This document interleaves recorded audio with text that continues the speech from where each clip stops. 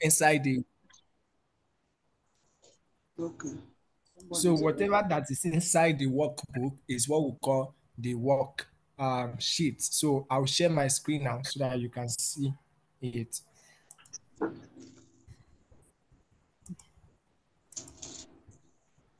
Yeah, that's good.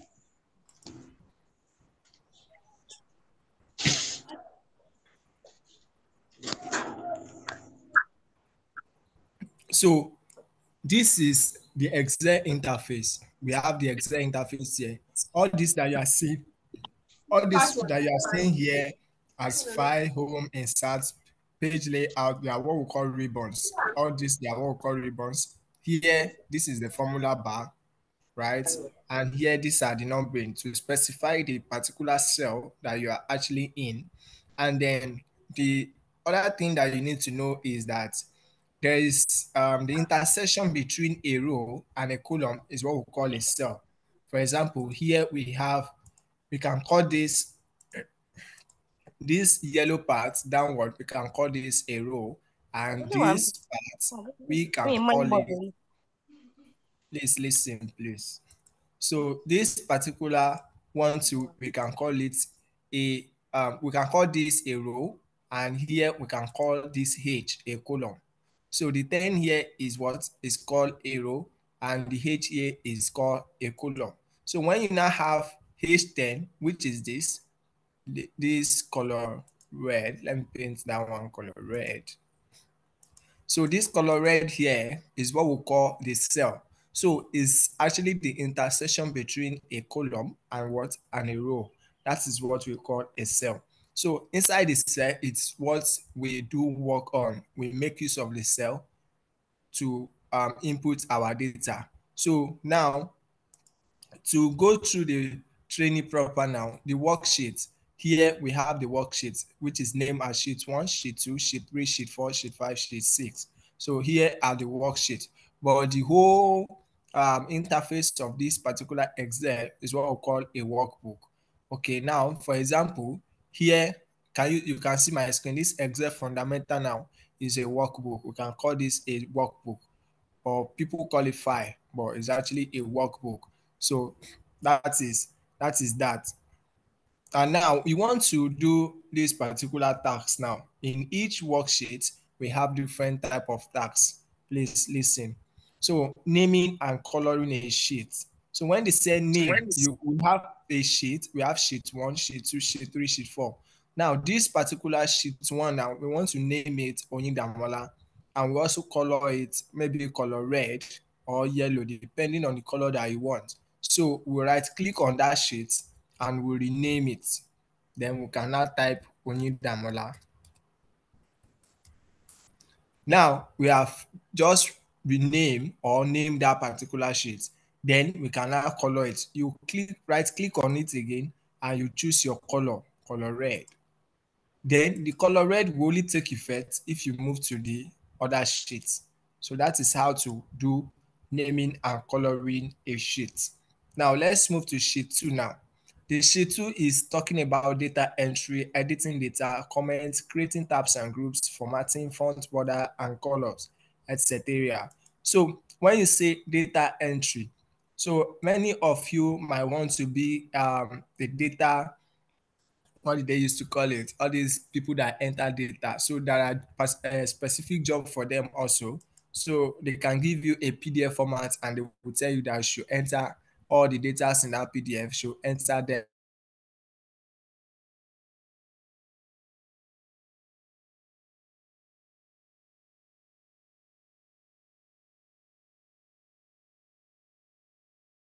inside the entry. So anything you enter here, maybe you enter things like that. So this that means you are already entering data. So you enter your data in a cell. You enter a data in a cell. Now let's now see that, for example, let's see that I enter a data. Maybe I wrote Onidamola here. So let's say I write Onidamola here, and now and I want to change this Onidamola to Onikosola, right? So I want to change it to Onikosola. So the best thing is that you click that particular cell, click it 2 times so that you can see a particular line blinking. Then you can now edit and write Onikonsola. So that is how to edit a data. But in a situation whereby you don't know how to edit, you can just come and then you press delete, or you can start typing another thing and that information will delete. So imagine that you have millions of data and you now want to edit some things. Because you don't know how to edit, you understand, you can lose some data and you might not even remember again unless you use your Control Z to go back. You will understand. Now, to comment, for example, how to comment is that, let's say you own a particular shop and you are selling rice. So you are selling your rice at the rate of 70,000 naira, and I come to your shop, I bought the rice, I paid 50,000, and I'm left to pay 20,000 naira. So in that 50,000, you have to take notes because you might have a lot of customers.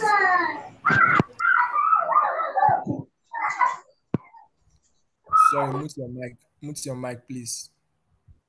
So you might have a lot of customers that you are dealing with, and then it is not possible for you to know their name offhand, or you should know that, oh, this person is actually owing me or something like that. So the best thing is you need to have a particular record book.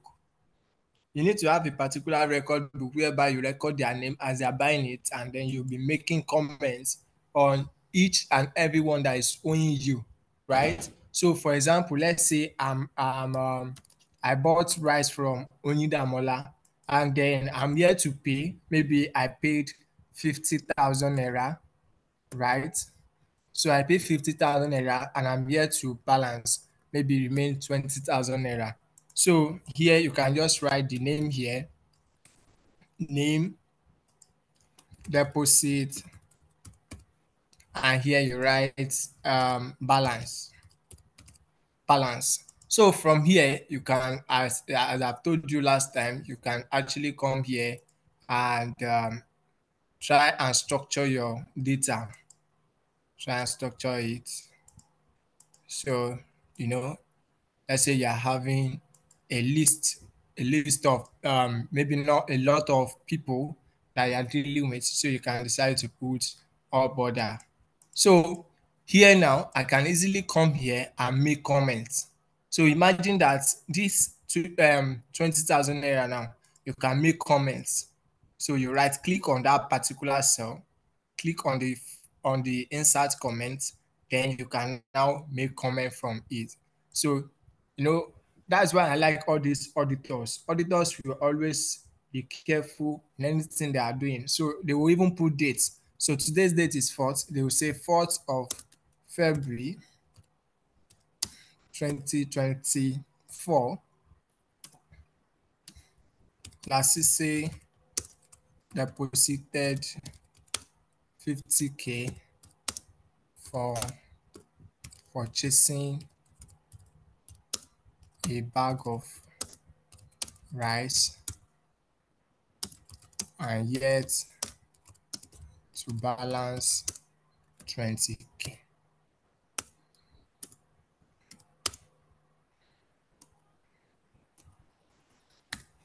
And that's all. So anytime you just come to that place, that particular depth, then you will see that, okay, 4th of February. So imagine I come to your office or maybe your shop, and I'm telling you that I want to buy. So let's, you are still owing me. I'll be like, how? When am I owing you? So imagine you have a lot of customers, you can easily forget. You might not even know whether I'm owing you or not.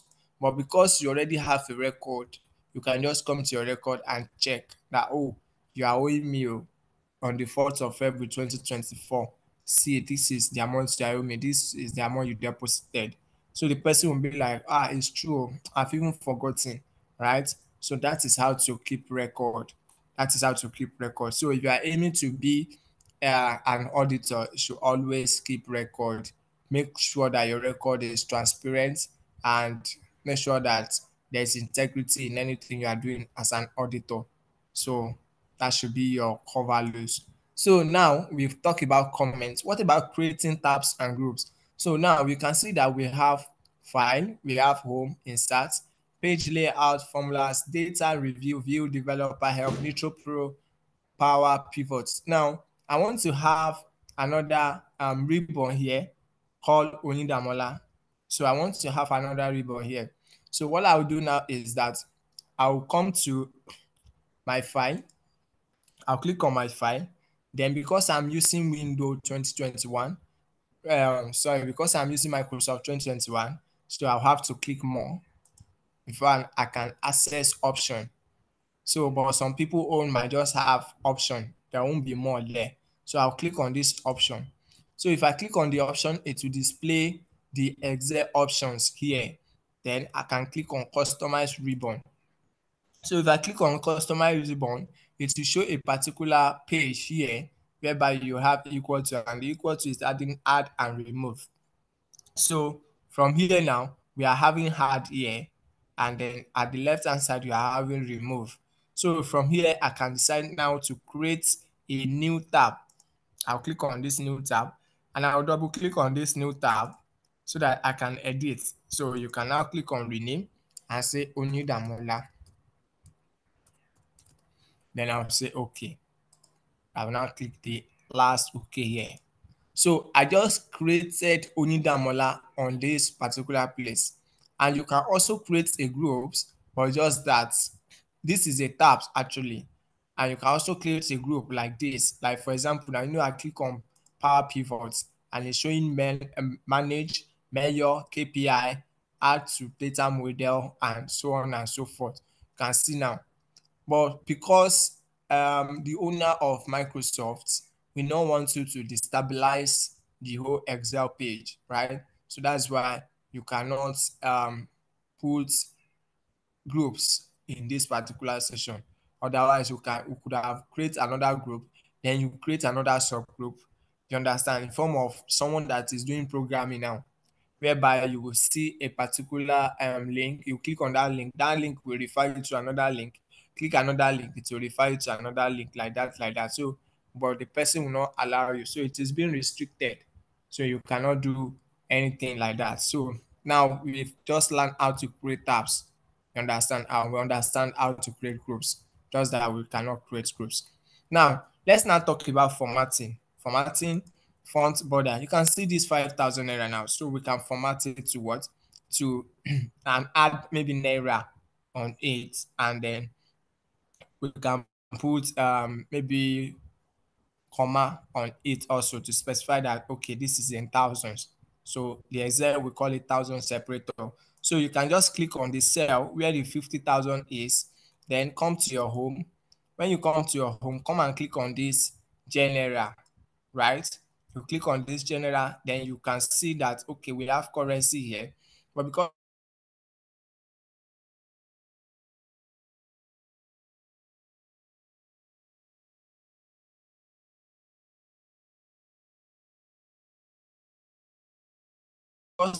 we are actually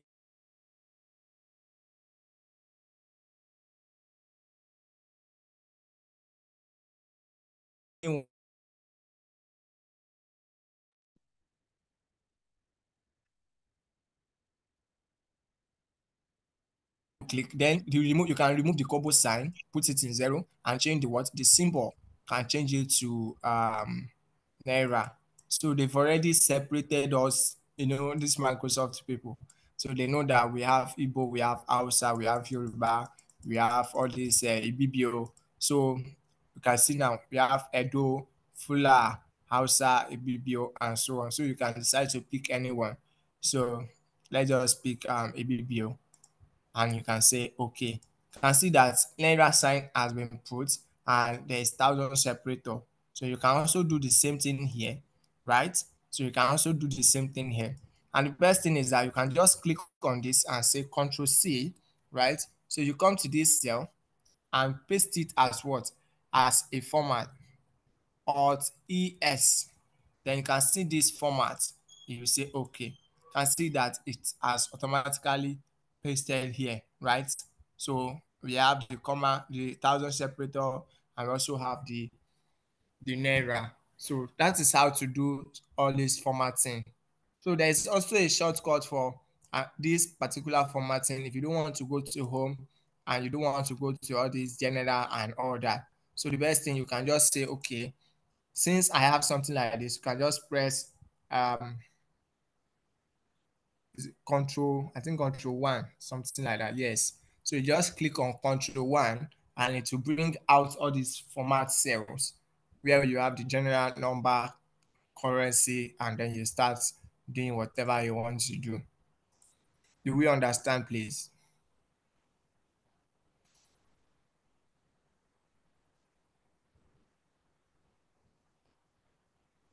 Do we all understand, please? Yes, I understand. Please, let's respond. You can respond in the comment section if you don't want to speak. Can you try it again? I didn't get. Okay.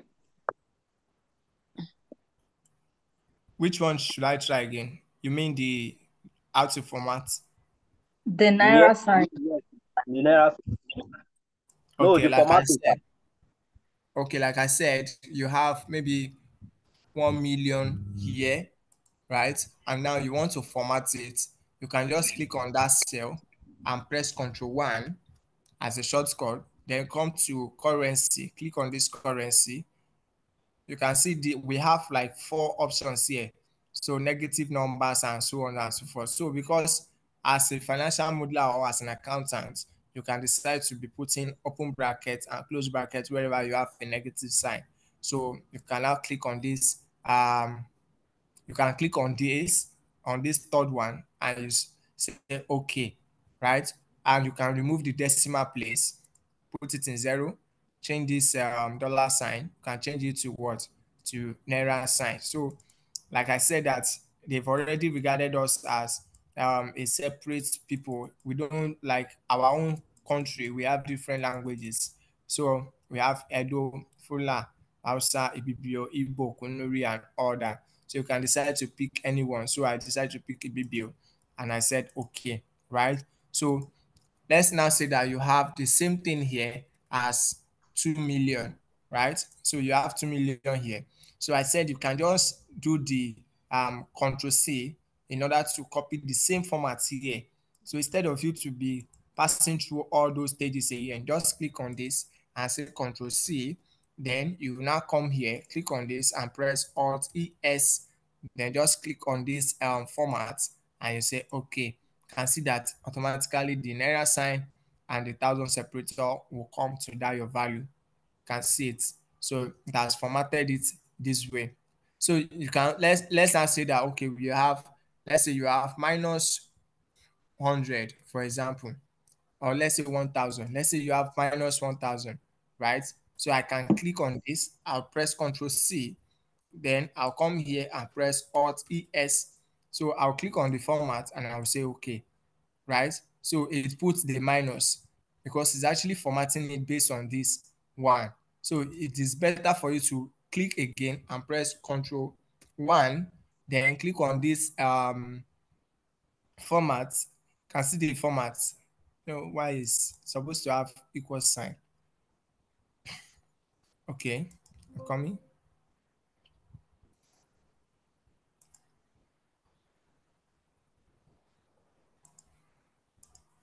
I'm coming. Let me put let me write. So you go through custom. You said? Yes, custom on the list. No, I actually want the general sign whereby I will have the bracket. So I don't want to use custom. I don't want to use custom.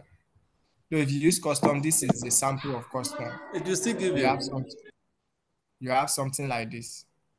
So you can see that the naira is separated or the dollar is separated. But what I want is a situation whereby you have the negative sign.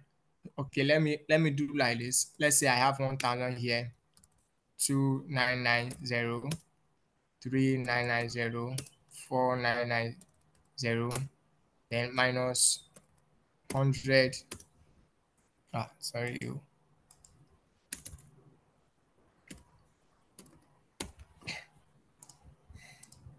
So I can decide to highlight it this way. Control 1, then currency. I can pick on this.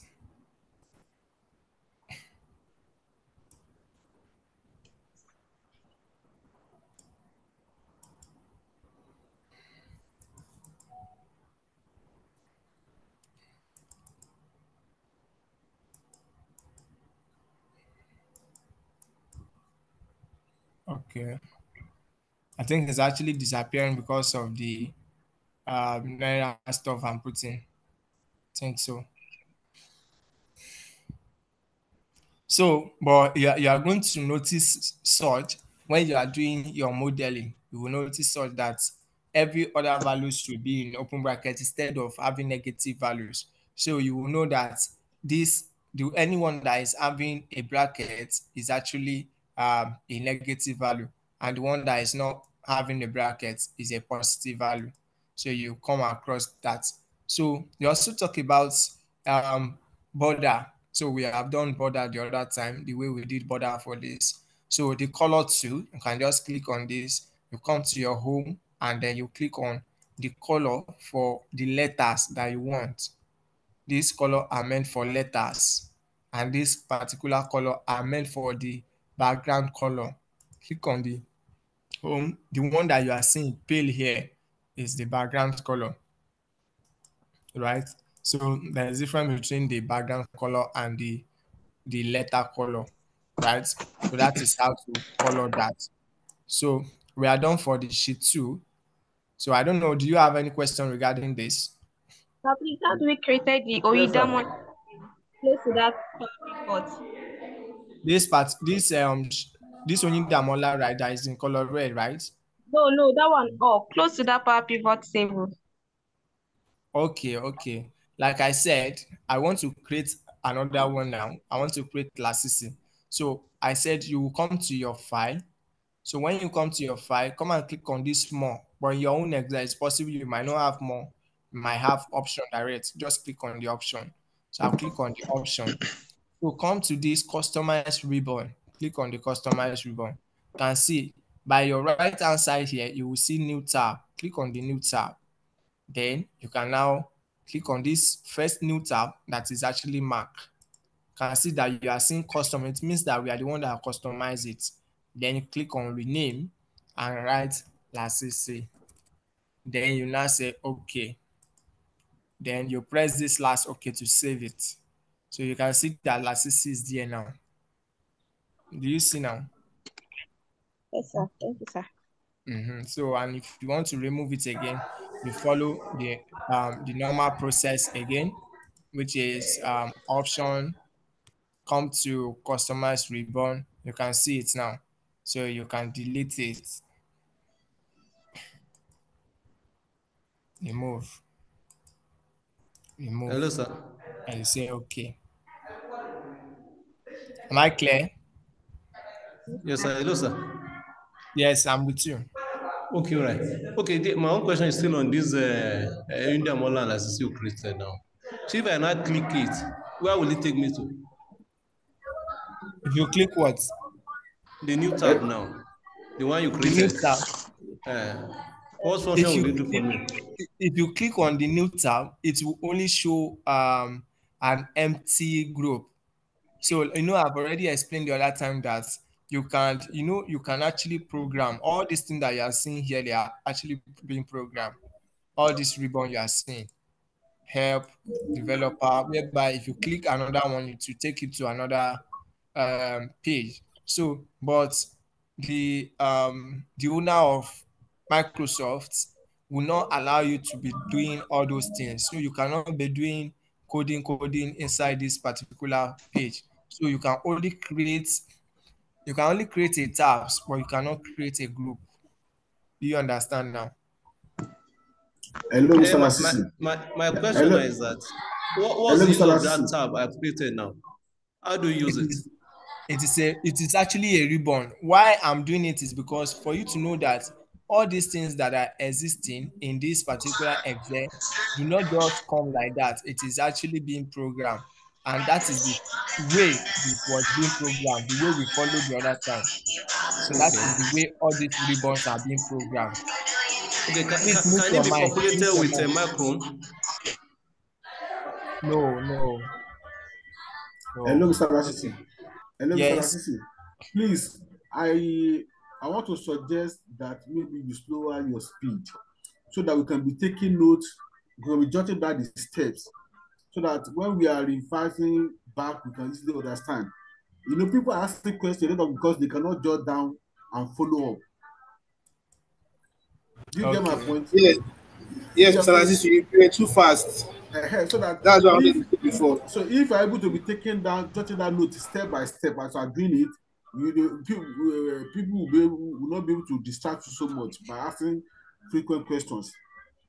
Just like I want to let them make it like as if we're in a classroom, that you jot down according to the steps. Okay, thank you for that observation and contribution. So I believe that we understand all this, or I should revisit it again. Please, can you repeat the comment? Can you revisit it, sir? Like I'm trying to do something now. Like I click on file.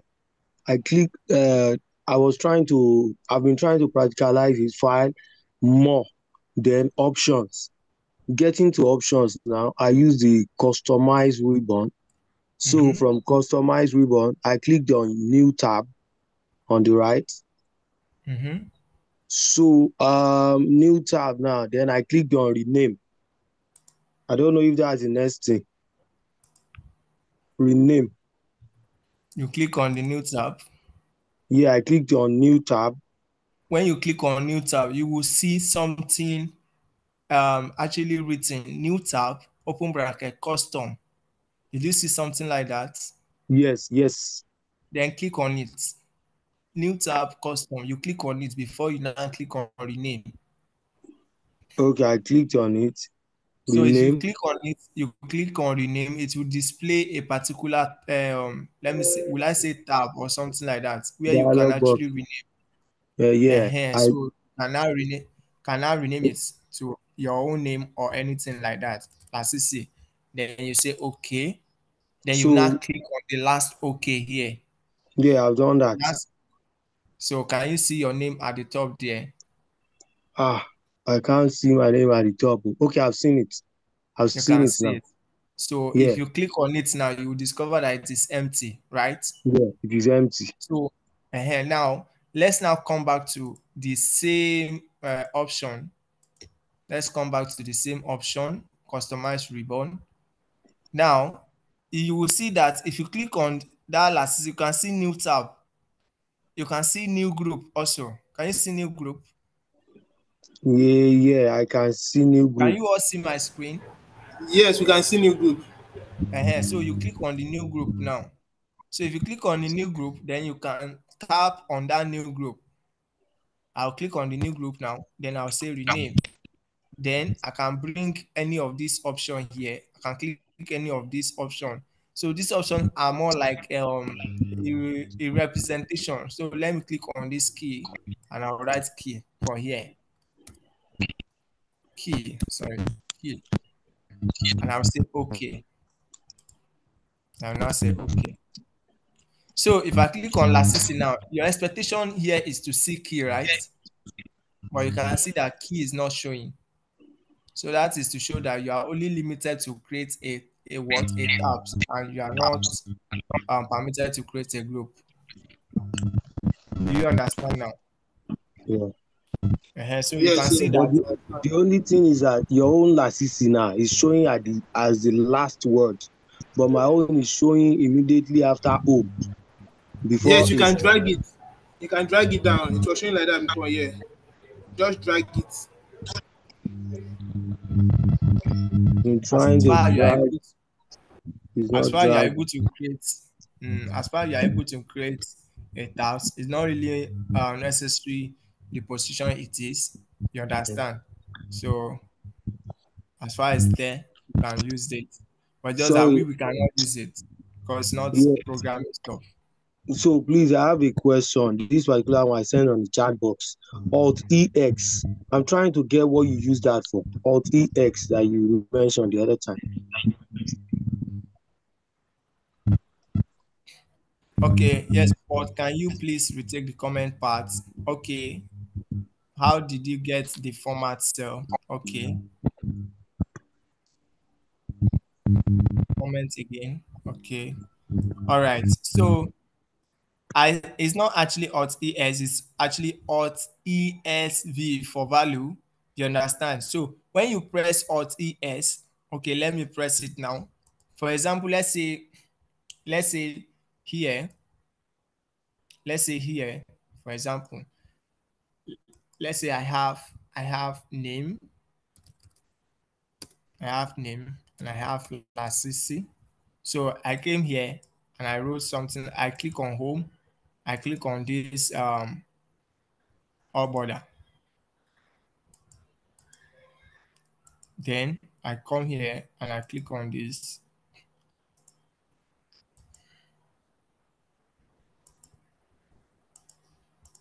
Can you see now the Lasisi, the name, the Lasisi?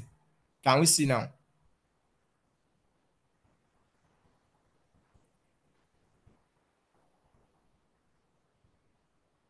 Can we see, please? Yes, you can see. Yes, sir. So I also come here, I'll write name. I'll write Onyi Damola.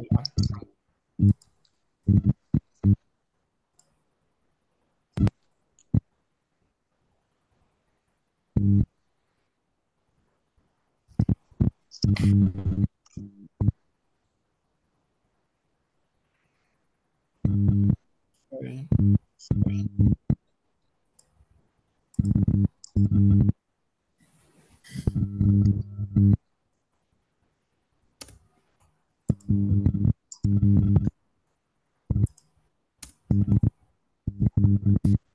So I have name here and I have Onyi Damola.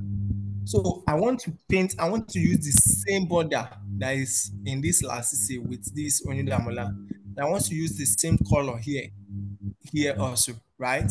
So this color you are seeing and this border you are seeing is formats. They are formats. So now, if I now come to this place now, all I just need to do is highlight this name and Lasisi. I'll press Ctrl C.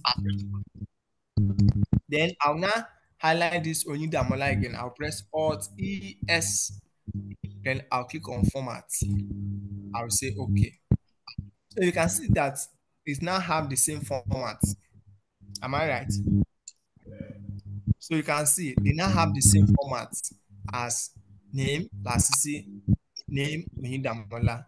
So that is how to use Alt ES. Probably when you want to use value, you can say Alt ESV. Or I don't think others you can say Alt ESF and no, but you can just use Alt ES. Sorry, my network went out when you were doing this. So sorry about that.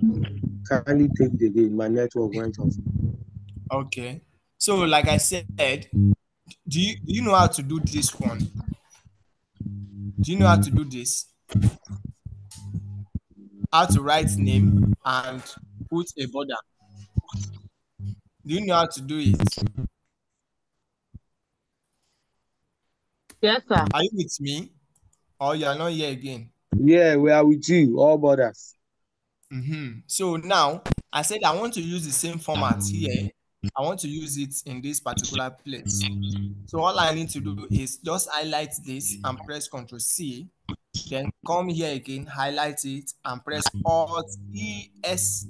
Then you can see this format. Then you click on this format and say okay. So that is how to use this particular format. Do we understand now?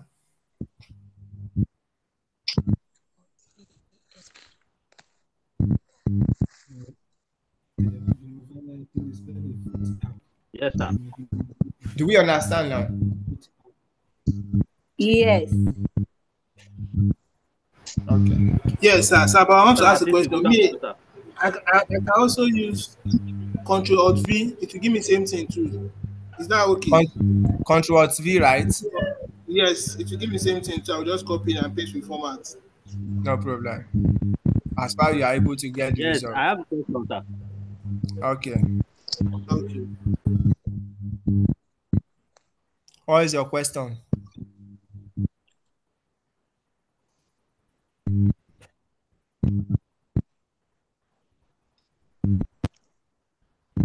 Can I go ahead, sir?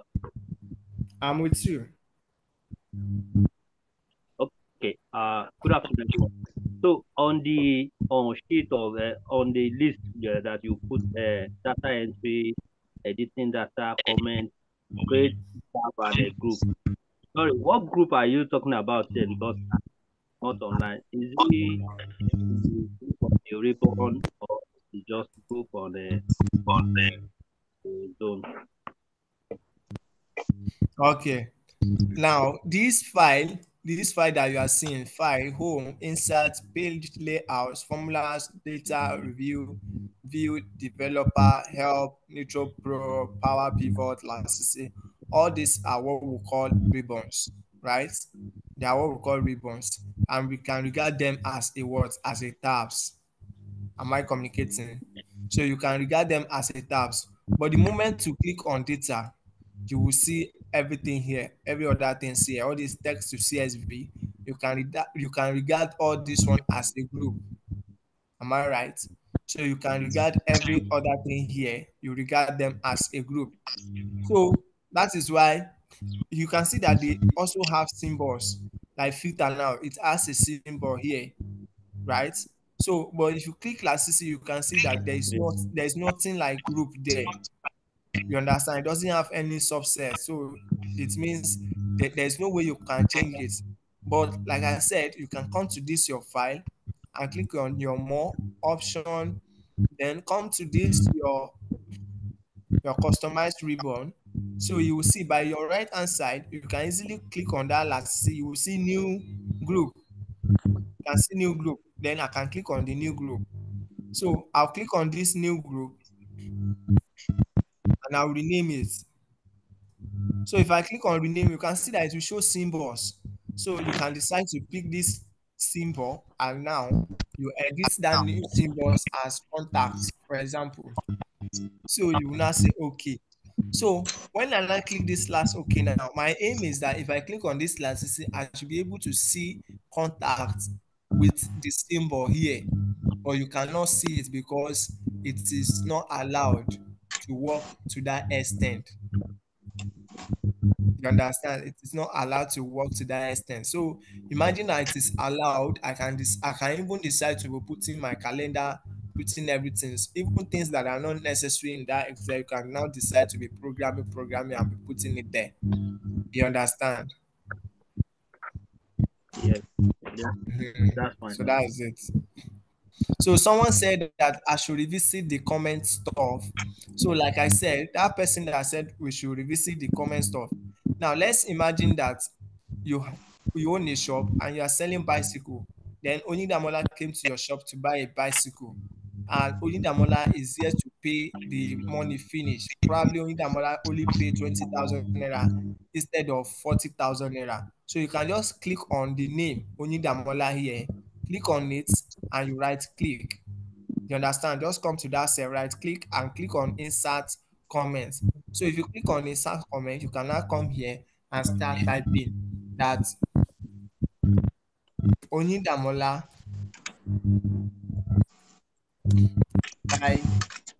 or let me use bought a bicycle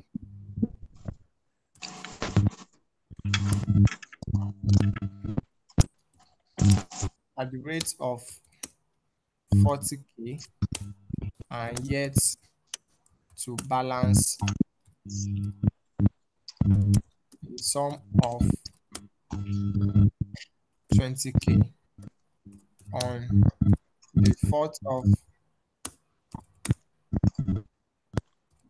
February 2024.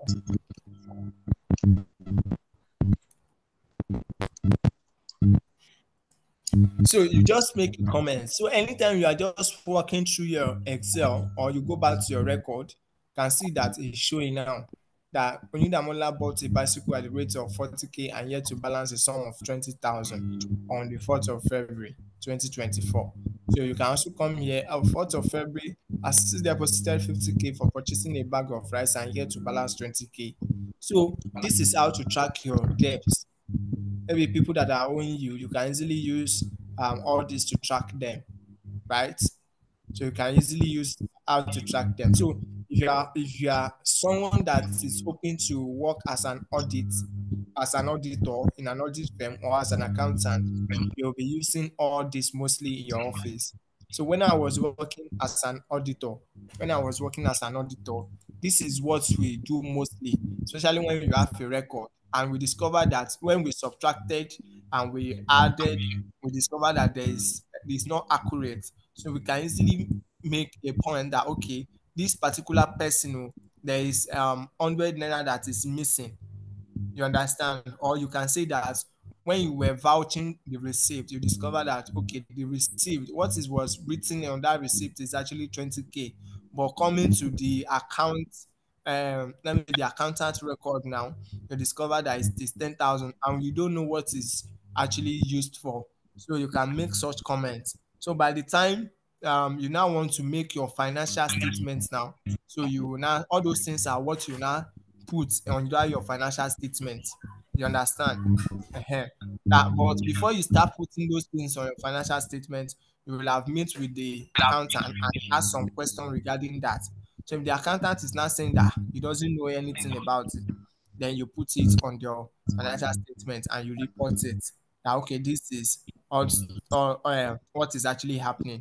Then whoever that is eating the money will surely talk. You get. So that is the usefulness of comments and all that. Do we understand now, please? Yes, sir. Yes, sir. So okay, so we are moving now to sheet 3. So the sheet 3 is numbering of a sheet. Here probably go to start to find and replace. So the law called find and replace. So for example now, okay, let's talk about the numbering of a sheet. So and I want to ask question here that let me just throw the question to someone.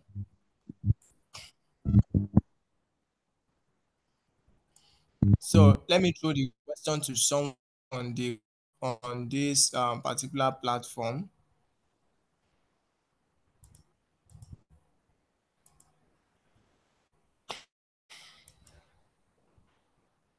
Okay, Lanre Akombi, Victoria Tayo, are you with us?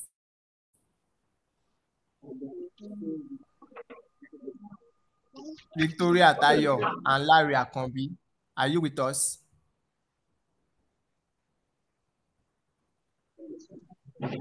I'm with you, sir.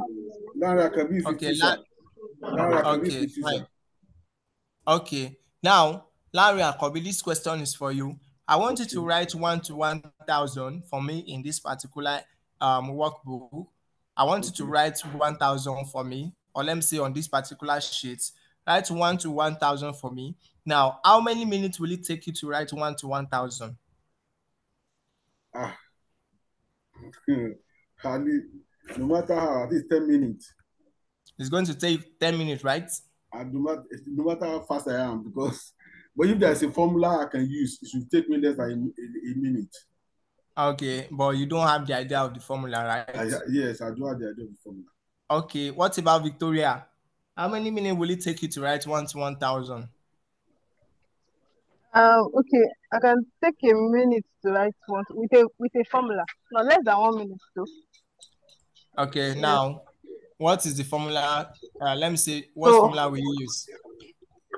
So when I put 1 in the first cell, 1 in the first cell, so there'll be a formula in 2 that's equals to cell 1 plus 1. Equals to 1 plus 1, cell right? 1 plus 1, yes. Enter. Then you drag that 2 down. You now start dragging, Abby? Yes. Okay, that is good. That's good. But I can try it too. You said? You said I'm what? asking though the faster route. You know, sometimes you can just I'm just trying to delete something. Yeah, I have another idea. Okay. Yeah, I was Let me thinking if you write 1, 2, 3, then you click from number 1 to 3, then you double click at the ending of the 3 to take you faster to the ending of the note. Okay. What is just saying is that you can write 1, 2, 3, and then you now highlight it and start dragging, right? Is that what you mean? No, not dragging. You just double click on it to take you to the ending of the sheet. Like this? Yes. You double click on But it. it's not taking me now. It's not showing it. If you are doing something like that, that means you are not actually writing 1 to 1,000 because there is no command for you to say that you are writing 1 to 1,000. You understand? I'm not actually saying that you should write from maybe from the first cell to the last cell. No, but I'm saying that you should write 1 to 1,000. Am I communicating? So some people can just write 1, 2, and then the Excel will understand that after 1 is 2, and the next one should be 3. Am I right? So you can Yes. just highlight it, then you start dragging down. So that is another one, but it's not as fast as the one I want to use now. So how many of you are familiar with sequence as a function? Sequence as a function. So in one way or the other, we might have done a topic related to that in secondary school as sequence, AP and GP, and some Yes. other things like that. So you can just use equals to sequence, then you click on this sequence, and you can just type the 1,000 here. Then you press your enter. You can see that you have written 1 to 1,000. Am I right? Please repeat So you that can, process again. Please, can you repeat the process again, sir? okay. Equals to So you can sequence. see that you have written 1 to 1,000. This is the last number now. So that is the 1,000. So to repeat again, I said you write equals to sequence. And see the sequence. You click on that sequence. So if it is 1 to 2 that you want to write, you can just type 2 and press your enter. So it will write 1 to 2 for you. Am I communicating? Yes, I am communicating. So another thing is that maybe, for example, let's say you want to write 2, 3, 4. So you can say 2, 4, 6. So Excel will understand that okay, you are trying to say 2, 6, 4, and the next one should be what? The next one should be 8. So you start dragging 10, 12, like that, like that, like that. So you can also use sequence also to do the same thing by just putting a command that equals to sequence. So you click on the sequence. So you can see that the sequence is telling you, say row, column, start, step, and all that. So let me just, though I've not tried it, but let me just try this. That okay, 1,000, then comma 2, spill it. So, but don't worry, we'll come back to that when we are doing our advanced function. By the time we are doing our advanced function, we'll come down to that. So we'll talk about in the advanced function, we'll do lookup, we'll do if error, we'll do h lookup, we'll do match, we'll do index, and all those things. And we'll also talk about how we use it on our daily basis, right? What is the usefulness of VLOOKUP? What is the usefulness of HLOOKUP in the industry? What are they actually using it for? And what are they trying to achieve by using that particular functions? So we'll learn that. Do we understand? Yes. So now let's talk about the year now. Let's talk about the year. So now what we want to do here is that we want to use go to search to find and replace. So this is a year now. So we want to replace this year with months, for example. So what you just do is that you just press your Control F. You press your Control F, then you type what you are looking for. Find what? I want to find year. So, and I'll say, okay, find next. You can see that it has already picked year here. So what do you want to replace it with? You click on replace. I want to replace it with month. Then you say what? You say replace all. And you say okay. So it's now telling that okay, one has been replaced, and you can see that the year has been replaced with this. So now, what is now the usefulness of this? The usefulness of this is that anytime you have a data and you now want to change some values, you can easily use, instead of you looking for it and it might take you for like 1 hour looking for what is not missing, you can just use the Control F, or you say Control H. Control H is for replace, while Control F is for find. So if you press Control H, it will automatically bring the find and replace. You understand? So that is it. So you just look for it. And there are still some companies, especially the human resources department, you understand? So that they don't actually know how to use Excel mostly. So there was a time I was working in a particular company, and they, after I left the company, they still pay me salary for this the subsequent year, month, sorry, subsequent month. So I have to call them and tell them that I didn't work for this, and you people mistakenly paid to my account. And they said, okay, kindly make use of this account and refund us back. So now imagine that you know how to use that particular Control F and Control H, right? So even no matter the number of staffs in that particular organization, you can easily, since you already know that okay, Lasisi has left, you can easily use your Control F and search for Lasisi. Then you delete that account, you delete everything before sending it to the bank manager or whoever is in charge of payment.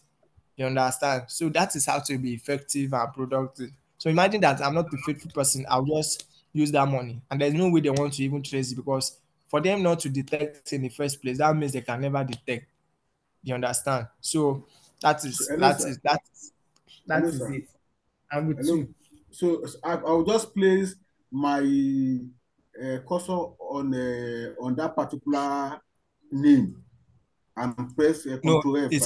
it might not Oh, be necessary. You just put your cursor anywhere. anywhere. Put Okay, your and press cursor Control anywhere, yes, and press and what? press your Okay. Control F. F. Okay. So do we understand now? So that is how to use go to search, to find, and also to replace. So we'll move to sheet 4 now. Move to sheet 4. So in this sheet 4, we have sorting and filtering of data. We have data validation and drop down list. We have creating and managing table, using structure reference in table, protect sheet, move or copy sheet, lock cell. Now let's move to, sorry. Oh, sir, I have a question, sir. Okay, I'm with you. Oh, sir, the sequence, is it limited to or from Microsoft what Excel? Yes, it depends on the version of Microsoft that you use. But if you are using 2019, you should be able to see sequence. And if you are using 2021, you will see sequence. But I'm not sure that someone that is using 2013, 2007 will see sequence.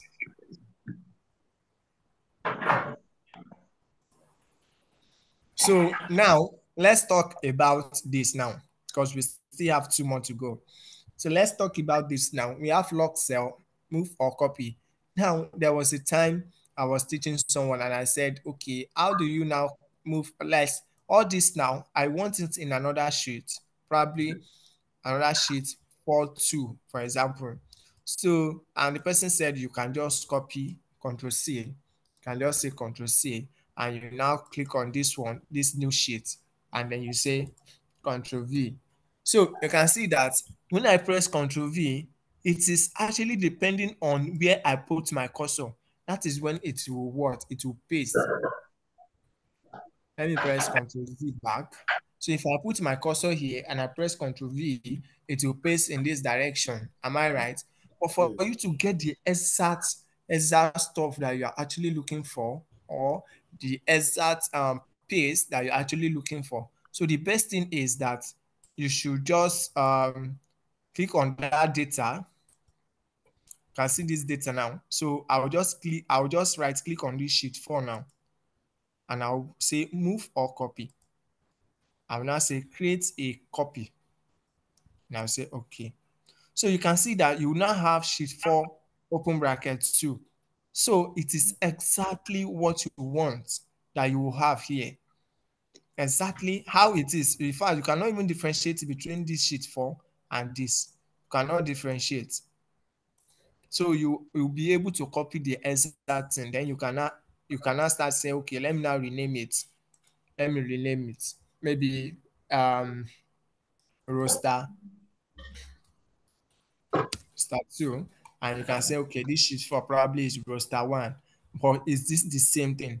But what is now the usefulness of that? For example, now let's say you are working for a company and maybe still an audit firm, and then they sent you their raw data that, okay, you should look at this raw data, should audit it and all that. So it is expected of you to keep the file that they sent to you, and then you move or copy that file to another file, or let me say another sheet. Then you now do your own audit, so that whenever you now finish your own audit and you now present it to them, the person is now saying that, no, this is not what I sent to you.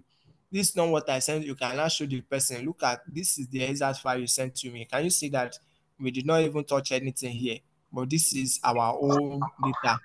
We extracted your own, and then we are able to audit it to this particular point. You understand? So that is the usefulness. Now, we just do move or copy a sheet now. So what about the log cell? So imagine that me and Onidamola, we are in the same department, maybe finance department. Onidamola happens to be the financial analyst, and me, I happen to be an accountant. So every year, whatever I present, Onidamola will be the one to check and check and check and be able to analyze everything there. So it is expected for Onidamola to always detect if there is any error and all that. You understand? But now, I out of the money inside the account of the company, I decided to borrow maybe like 20 million naira to use it for something, hoping that, okay, in the next following month I'll be able to pay back. But the month comes now, then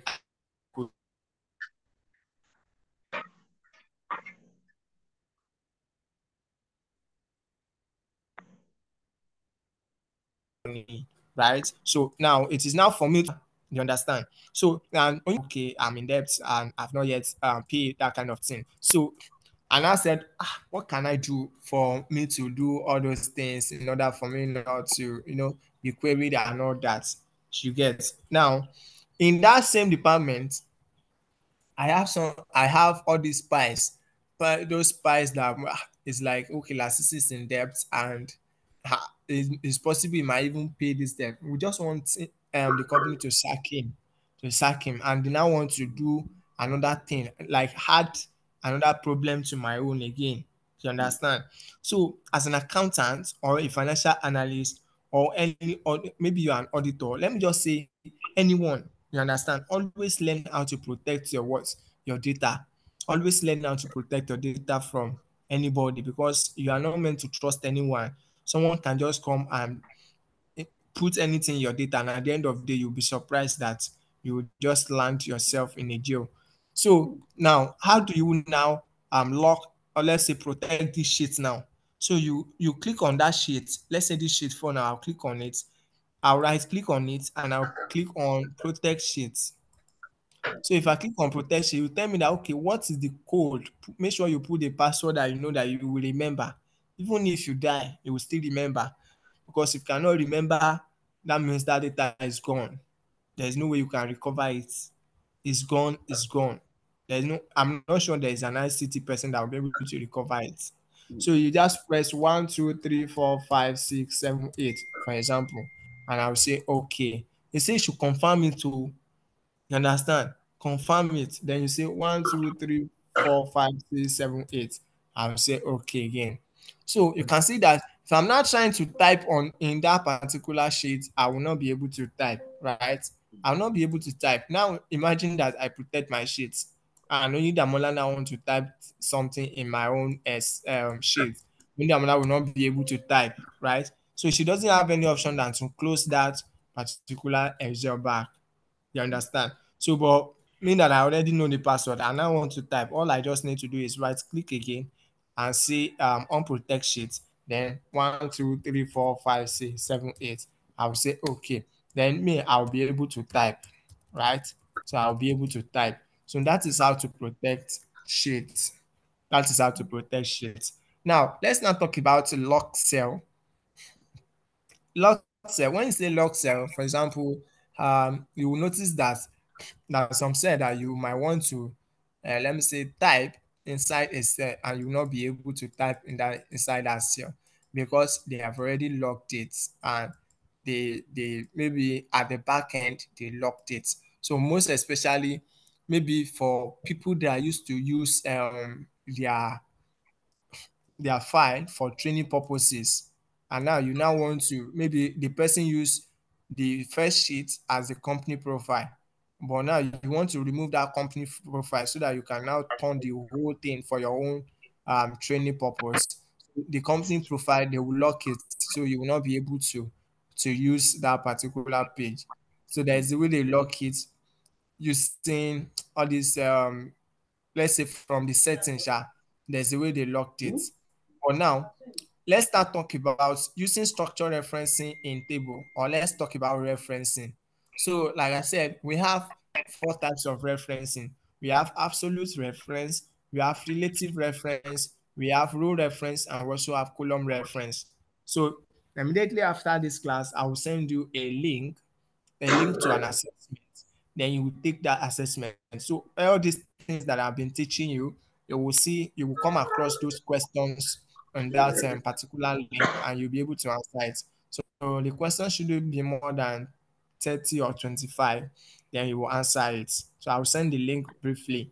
So now you will be able to answer that question and know where you are, right?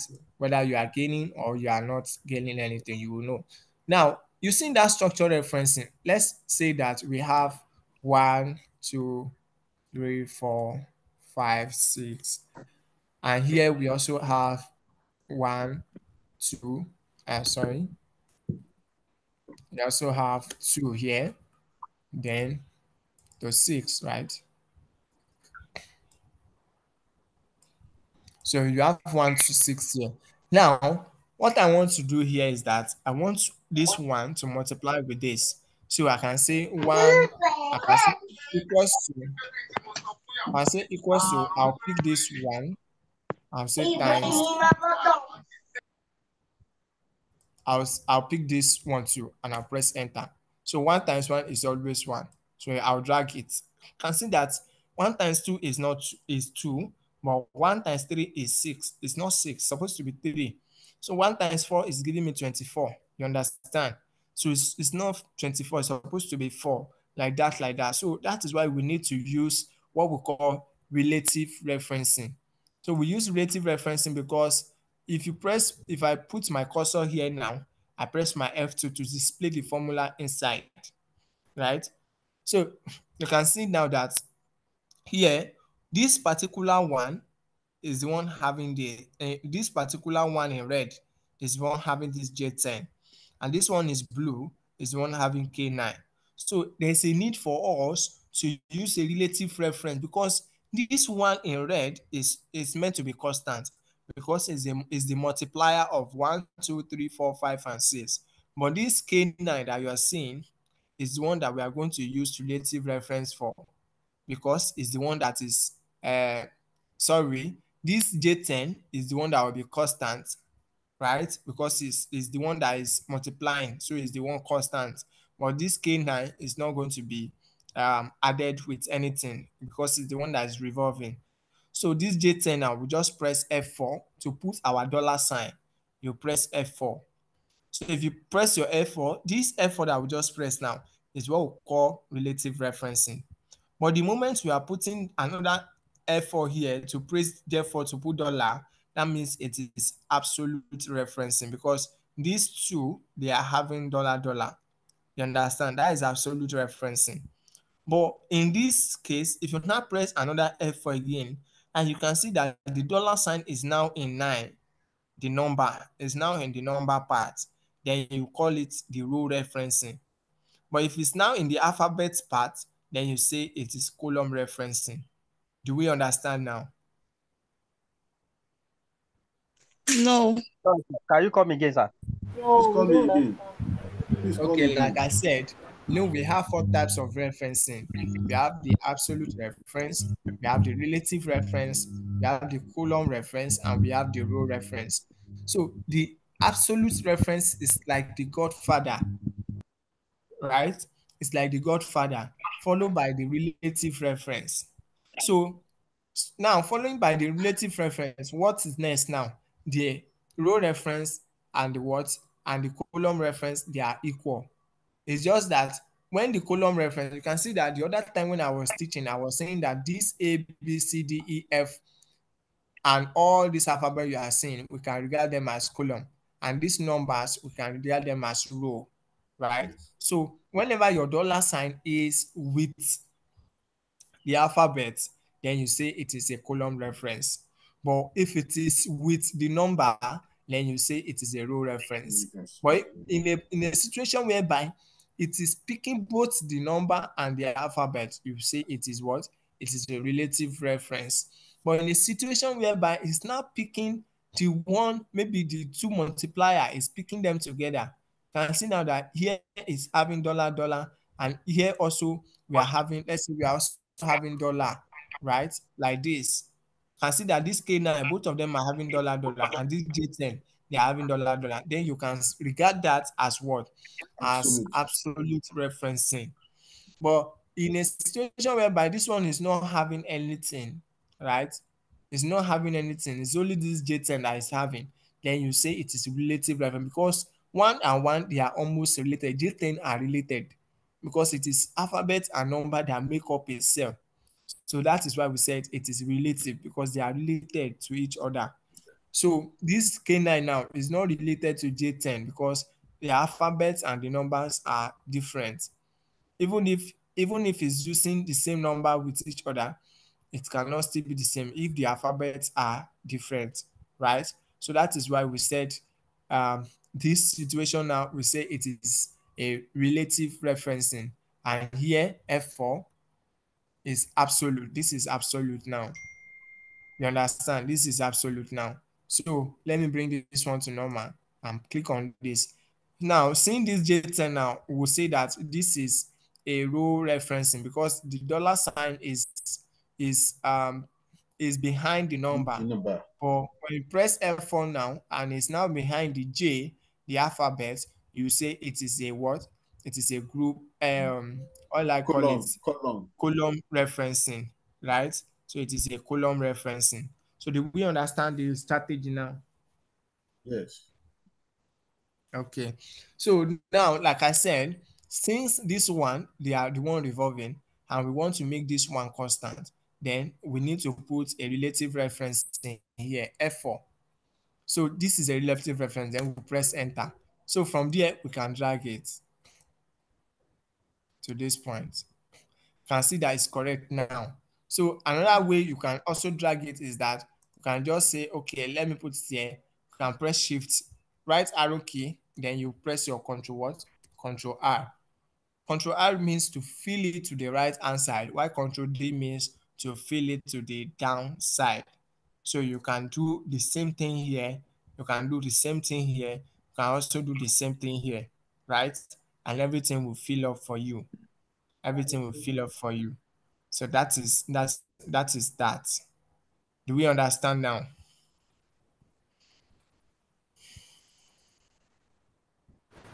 Sir, I just put the cursor in the formula. Let me see the formula, please, sir.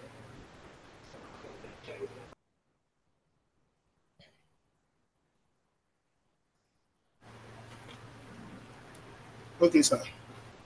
Okay. Okay. So hello, now, sir. Hello, sir. Okay. Hello, sir. Mr. Lasisi. I'm with you. So, what do we press to bring in the formula F4B? To bring the $, right? To bring this formula now that I've just shown. Is it F control 4 or the F4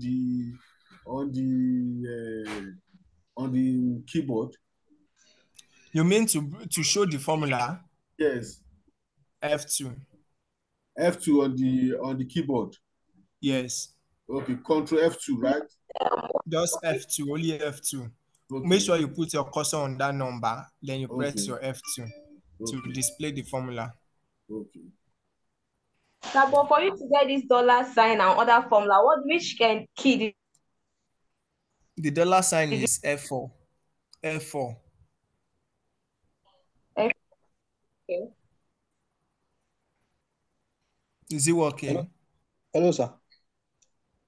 To get the dollar sign, is it the single button of F4 that have F and 4 together, or separate button F and 4? Because I'm trying it here, it's not working. A single button that has F4. Okay. But if it doesn't work in your own, you can decide to hard code your dollar sign by yourself. Okay. It didn't work. So if it doesn't work, you can put your dollar sign by yourself. But make sure that it is in the right position. So that is how to do referencing.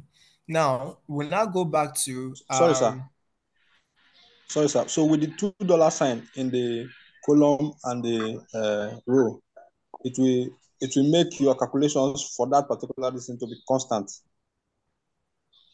Yes. Okay. Because this one that you are seeing, this color, can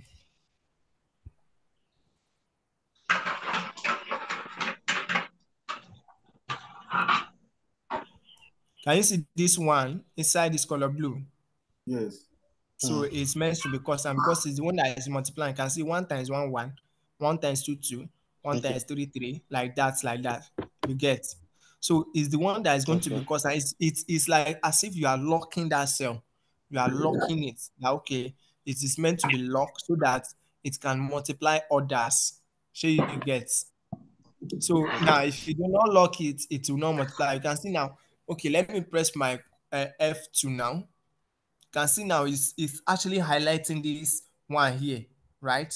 So if I come to this one now, if I come to this 6, I press my F2, you can see that it's still highlighting that one, but it's no more highlighting all this one, but it's now highlighting 6. Sure you get. So that shows that this one has been locked. So if you don't lock it, there's no way it will work. Sure you get. No worry, you still come across, you understand this thing if you are doing what topic is that? I think when you are doing your maybe forecast and some other things like that, so you will understand what I'm saying. So you will understand. Don't worry, we'll treat everything in this class. Do we have question again so that we can move to data validation and drop down? The question I have is situation you want to make a variable constant, like what you are doing right now, and that variable is in brackets, for example. Will it be the dollar sign will be outside the brackets or inside? What? Once you press F4, where the dollar sign will be in the it will be in the alphabet or in the number, cannot be in the brackets. You understand? Because you can see now that here there's no brackets in this B, C, D, E. There's no any attached brackets. Neither this 1, 2, 3 that you are seeing, there's no any brackets there. So it can't be on the brackets. Okay.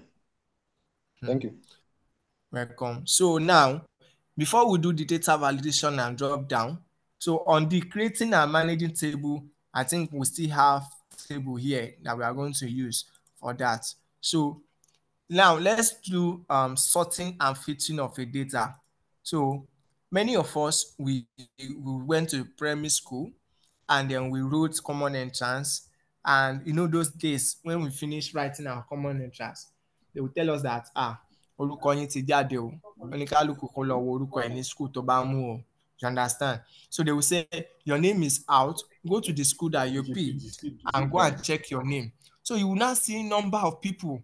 You understand? Because the teachers, they don't really know Excel. You understand? So they will just jam pack everybody's name, jam pack it there. So you come there, you start searching for maybe your name is Lasisi Aminu, and you just come there and you start searching name. You are searching name.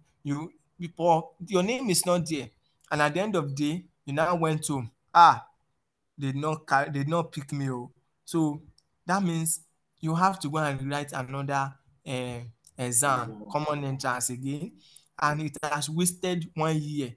Why? Because just simple mistake, because you don't know exactly. That's why you have wasted someone's life for a whole year. Whereas the name of the person is there, but because it is not well structured, it is not, on a norm supposed to be written in alphabetical order, whereby you just go, you see your surname. Okay, my surname is starting from L. I'll just go straight to L. So it's possible people that are bearing Lasisi or maybe starting from L, they might not be up to 10. So you just go there, you just search for it, then you see your name, then you go to your house. That means you are done. So, but because it is scattered, you will not even see your name and you just go home. You understand? Probably someone that is actually having a phobia, where parents are something like, I hope you will not fail. I hope you will not fail. And the person will get there again, not even see his name. The person will just say, it's like I fail again. You understand? But someone that knows that, no, I know book very well, the person will continue to search, waste time, and at the end of it, you might eventually see the name. So that's why we want to do sorting. I want to do filtering of that data. So now, let's now write our name now, and then we'll now start doing all those sorting. So I will clean this. Let me clean this. Now we have name, and we have score. We have Aino, Kola, Chidi, Bola, Taiwo.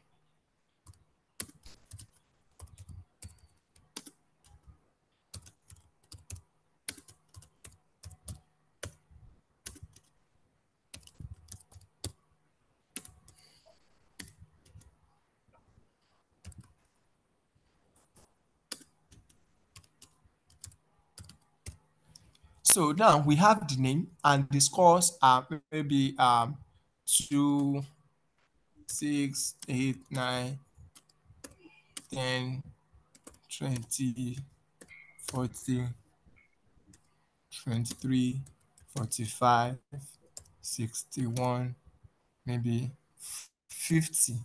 So we have this particular score.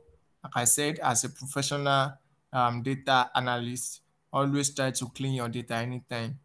So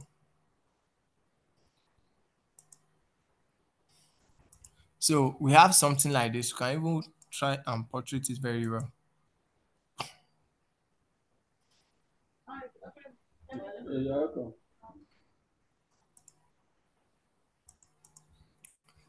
So we have this particular score, and now I came to check my name.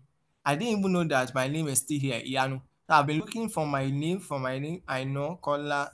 Now imagine that even one of my eyes is even paining me before. That's another problem. So I was not looking. So immediately I don't see my name, I'll just leave.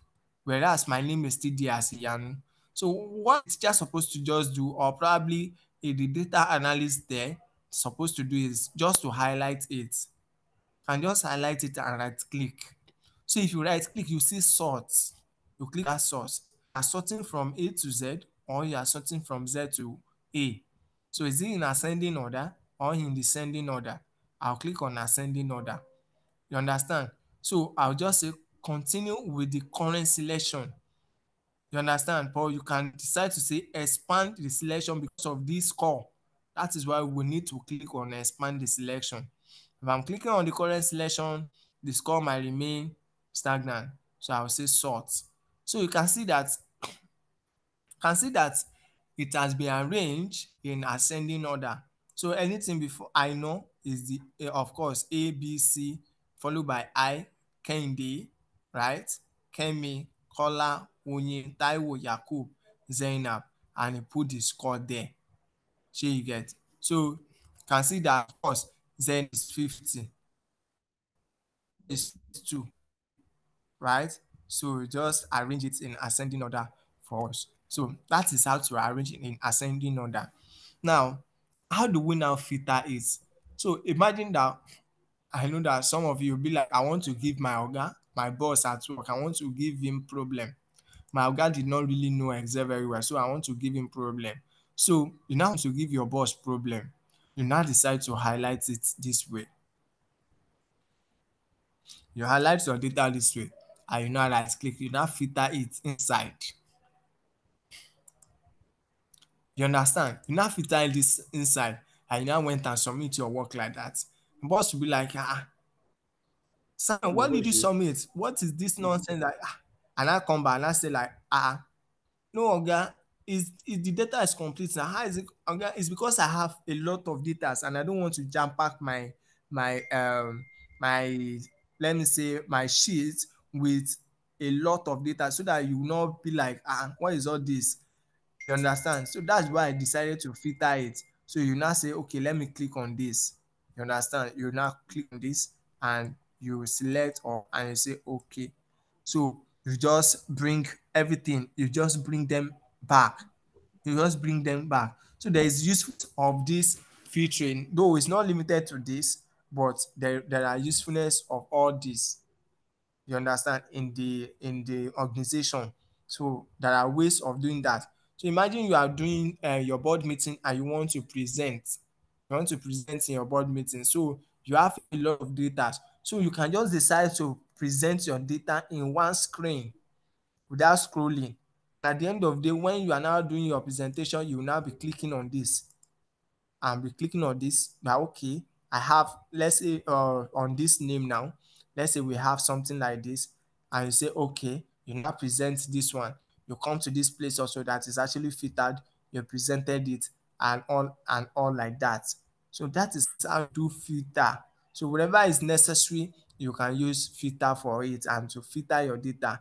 Don't worry, by the time you are doing your dashboard, you know the relevance of filter, how to use filter. You understand? Because you will need to do filter in some places whereby if you are not clicking one by one, then you will be seeing the result.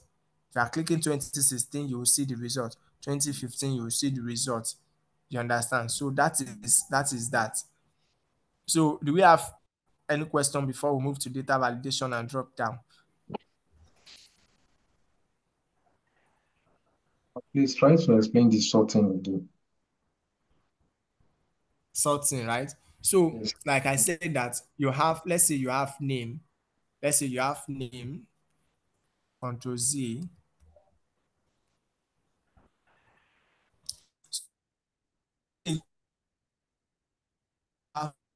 Maybe thousands of name. You have 1,000 people departments, and then everybody is bearing different names. Now you have the record of those for you to make it easier for you to do or arrange your data. So it is very good for you to always arrange it in ascending order for people to easily understand or for people to easily detect whatever they are looking for. You understand? So that's why I said you can just highlight it like this from I know now. I'll highlight everything here down to this point and I'll right click. So if I'm right clicking, I'll click on what? I'll click on sort. I'll click from sort and I'll sort it. It's either you are sorting in ascending order or descending order. So let's click on the descending order. You say expand it to the selection. Because of this score, I want this score to be accurate with all this. I want this 2 to be for I know. I want this 6 to be for color. This 8 to be for 3D. Then I'll say expand the selection. But if you are just continuing with the current selection, right? So it is possible that this might not attach to. You said? I'm following you, sir. So these numbers or these scores might not appropriately meant for all the students. So you can see that some, sometimes some in 100. So sometimes you see that what I score in my tests, it is not that score they give me. So it's possible they give I know my own score, they can give it to I know, and I know they will not give it to me. So that is the problem they are having here. So they did not actually click on expand the selection. They are only clicking on continue with the current. and they are now saying sort. So you can see now that I know it's now having 50. Instead of this 50 is actually meant for Zainab. So that is the error they are now having there. So instead of them to use expand it, right? So if I now click on the expand as in alphabet, expand the selection. So you can see that Zainab will have the correct score, which is 50, and I know we have the own 2. So you understand now? Yes, sir. Thank you. So now let's now do data validation and drop down. So in this data validation, let's say we have 1, 2 to 10. Let's say we have 1, 2 to 10.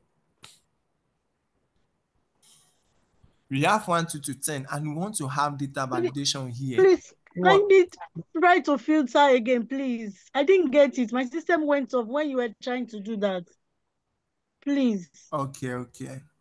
Thank All you. right. Sorry for taking you back. It's okay. No problem. So what I was saying in essence is that you have names in this form. You have name in this form, and probably the names are not written in alphabetical order.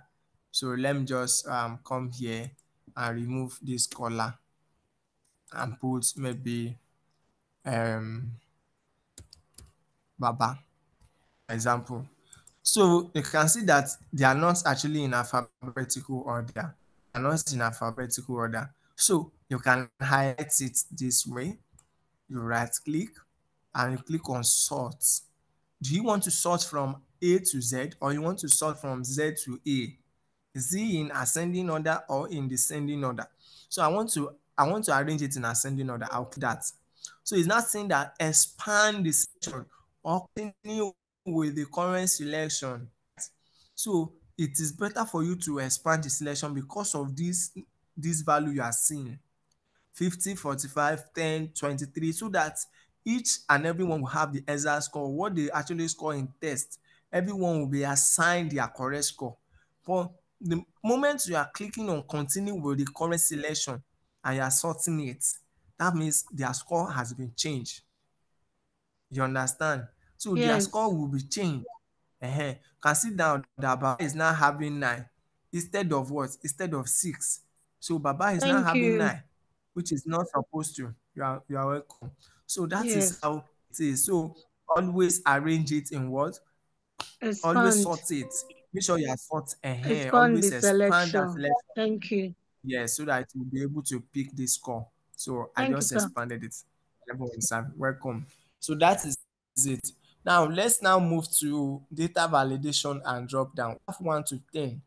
Don't worry, you will see the usefulness of this when we are doing VLOOKUP. You see the usefulness of this our data validation and drop down. So now let's now do data validation and drop down for this. So now I want this one now, 1 to 10. This is 1 to 10. This is what I want. Anything lesser than this 1 to 10 or greater than this 1 to 10, if whenever you type it in that my data validation, it will not validate that data. It will tell you that probably invalid or something like that. Do you understand? So I'll click on this particular cell. I'll come to data and I'll click on this data validation. So I'll click on data validation. So I just click on data validation. So it's now saying that, okay, you have clicked on data validation. What do you actually want? What do you want to allow? Is it any value? No, I don't want any value because all these value 1 to 10, they are in listed form. I'll click on list, right? Then what is the source of your data? These are the source of my data from 1 to 10, right? And I will say, okay. So you can see that it has already shown a drop down here. And why do we say, you can see now, it said data validation and drop down list. So this is a drop down list now. You can see I'm now having my 1 to 10 in this, my cell. So if I pick any one, if I pick 1, 1 will be there. If I pick 2, 2 will be there. If I pick 4, it will be there. If I pick 10, it will be there. You understand? So that is the data data validation and drop down. So what is now the word validation that you are saying? You can see that if you now press 11 here, for example, press enter, to tell you that this value doesn't match the data validation restrictions defined for this cell. So there is a restriction. It is restricted to 1 to 10. So if you are putting 0 and you are pressing enter, it will not accept it. But if you are not pressing 1 there and you are pressing enter, it will accept it successfully. Stand now, please. Please, one more time, please. Please repeat the process one more time, now, please. Okay. Listen carefully. Now, we just move to a new do data validation for this particular values. We want to do data validation here. Now, on this cell now, I'll just come to data and I'll come to this data tools. On this data tools, we have column to test to column, we have remove, duplicate, and so on and so forth. Can you see flash fill, Control E? You understand? So from here, I'll click on the data validation. I'll click on it. So if I click on it, it will bring up options to work on. You can see now. So it's now saying that what is it any value, allow any value, is it whole number, is it decimal, and so on and so forth. It's not any value, it is actually list value because I listed it from 1 to 10. So it's now saying what is the source of your value? These are my source of my value from 1 to 10. Then I'll say okay. So you can see now that I now have my drop down list. So anything I'm pressing that is exactly all these values here, it will accept it. Or if it's more than this value, it will reject it. And if it's not up to the value, it will still reject it. So if I press, maybe I press 5 now. Let's say I press 5 now. I press enter, it will accept it. But the moment I'm pressing 0 and I'm pressing enter to say no, this data is restricted. So if I'm still pressing 11 again, it will say what? No, this data is restricted. Do you understand now? Yes. Okay. Now we are done with this. We'll now move to sheet 5. We'll now move to sheet 5. So this sheet 5 is a data that we have. You can see that this is a particular table. Hello, sir. Hello, sir. Please go back. Hello, sir. Please go back. Hello, sir. Please go back. We've not worked on using structure. No, creating and managing tables. Number 3, creating and managing tables. Okay. So like what I said the other time, it's possible you might not be online that time. What I said was that this creating and managing table, that when we get to sheet 6 here, we are going to do that. Okay. Yeah. So now let's move to sheet 5. So on this sheet 5 now, we have this particular table. We have this table.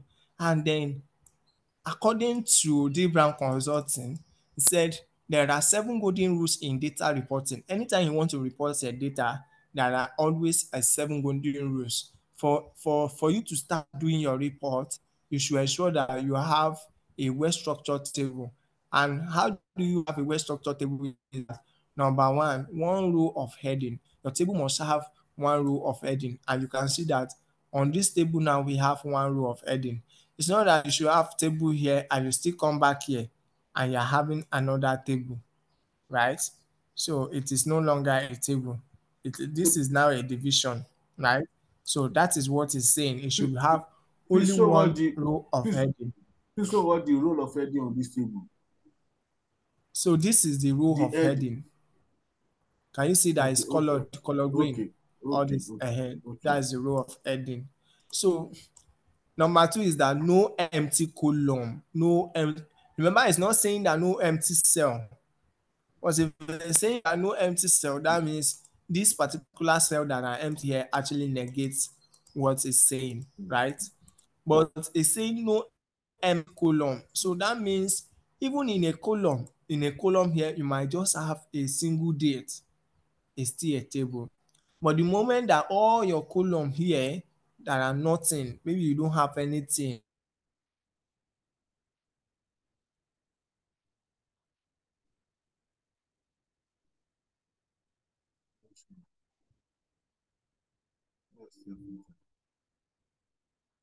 in then. You understand? So that is what it's saying. Maybe here, everything here is empty. So it's table, you cannot use it for your data reporting. You understand? Is that?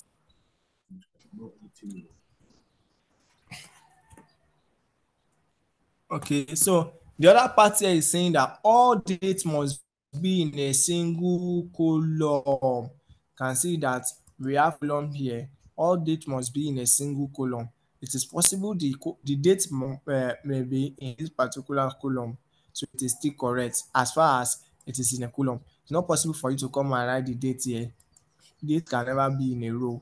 You understand? But date can be in a column. That is it. So every unique data must have its own column, of course. Every unique data, maybe one unit, it would definitely have its own column. So all these departments, business, gender, ethnic, city, age, all these are what are column. And all these value you are seeing here, they are unique value. They are unique value. So everyone has his own column. You understand? They all have their own column. So no obstruction around your data at all. You should not have any obstruction. You should not have any, like this one that you are seeing now is an obstruction. Understand? This one I put here, but because it's for training purpose, that is why. So understand? But everything here is an obstruction. Is an obstruction. It shouldn't be around your data at all. At all. So the last one is saying that no total or subtotal anywhere in your table. There should be no total or subtotal anywhere. So where I was working 2 years ago, where I was working, the data analyst there actually made a lot of mistakes. You understand? Just a single mistake, and that actually led to his sack letter. So what he did was that he was meant to report the financial um, statement of that particular company, and then the company actually generated a sum of 10 million naira for that year, and maybe probably they have subsidiary group, maybe something that they do sell because it's a sales company. So the guy now went and do let's say for example, okay, let's say here now, this 19 for example, control shift plus, I'm adding another row now. So the person now come here, he now added everything here, added it together. Just press alt equal to, right? So the person added everything here, he added everything here, and in this he have 727. Yes, so the person have 727. So that same person is now coming here again.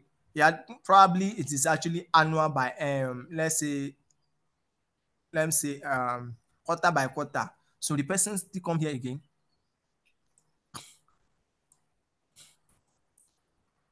Let me come to this 19, Control Shift plus. Then the person come here and press Alt. Instead of the person to just say equals to sum, you now press Alt equals to again.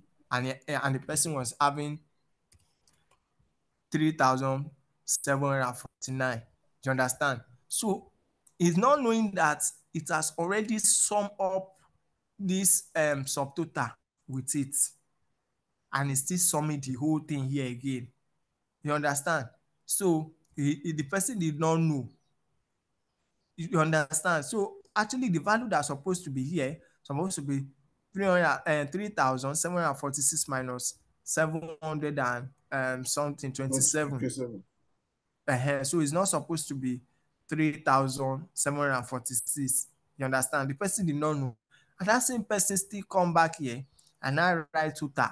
Remember all those ones, they are subtotal. So the person now come here again and now write the total here.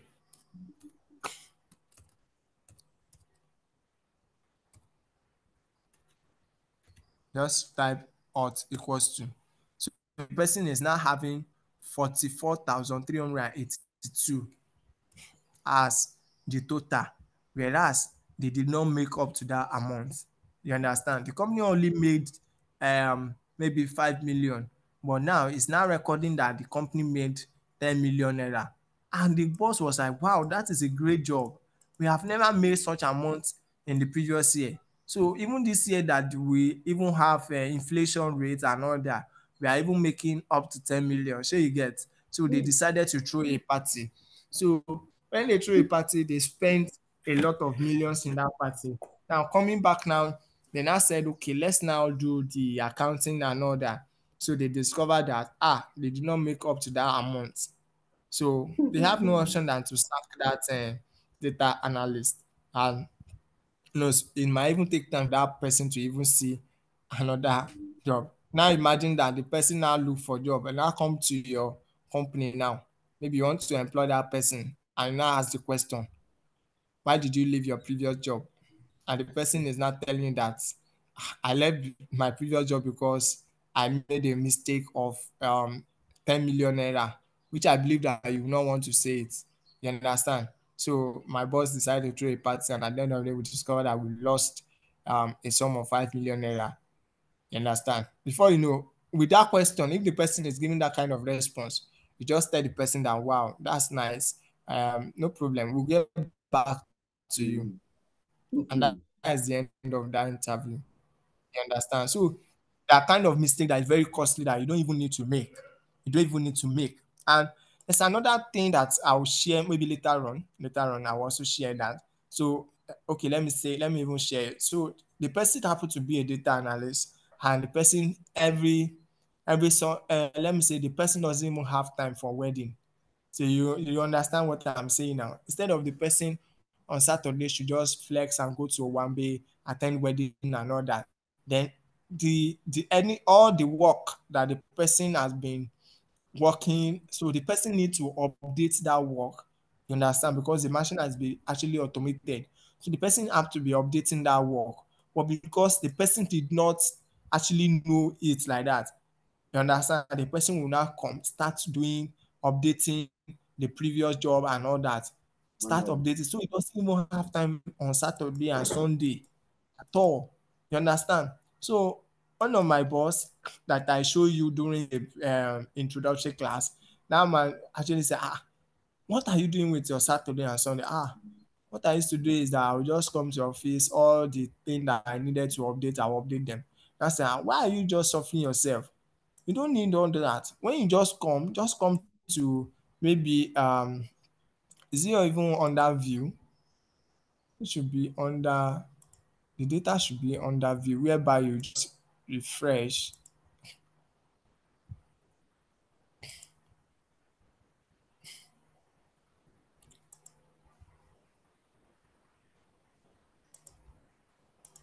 Let me click on this data. So on this data now, you can see now. So you just click on this refresh all, and every data that's meant to be refreshed for maybe for yesterday and today, everything will refresh and it will now come back to normal. It's like you are updating it to the present day. So that is the work that the person needs to just do. Just come to data and click on this refresh. Then you sit down on your table again and be waiting for the next month's salary. That is just your role in that company.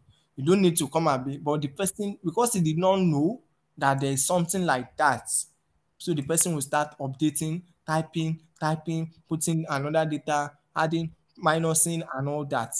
You understand? So it is very good for you to get yourself familiar with all the overview in this Excel. I'm with you, sir.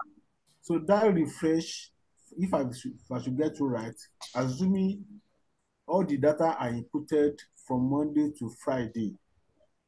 Hello? Yes.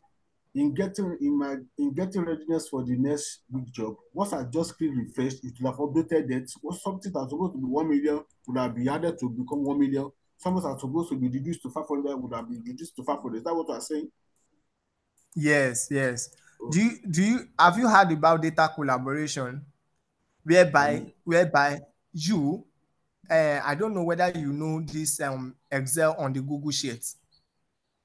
No. Do you know Google Sheet as an Excel? Okay, no, I don't know. Yeah. You don't know. Okay. You don't know. Now, so let me click on my Google Chrome, right? So this is yes. We know. Can you all see my Google Chrome? No, sir. Can you all see my Google Chrome? Yes. I can see your screen. Okay. Go now. You can see my. Okay, I can see it now. Can you see it now? Yes. Okay, this is my Google Chrome now. So this particular Google app, I'll click on it. You can see we have what we call Excel sheet here. Can you see this sheet? Okay. So I'll click on it.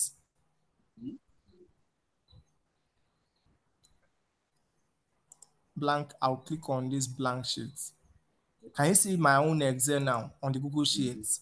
Yes. So this Google Sheets now, you and I can be working on this particular Google Sheets.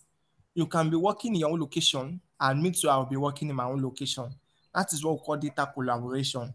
You understand?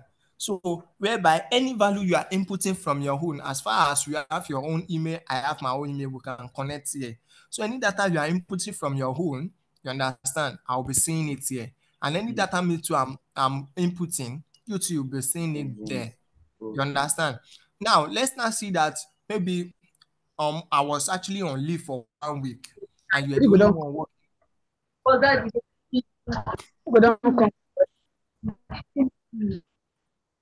Please, let's mute your mic.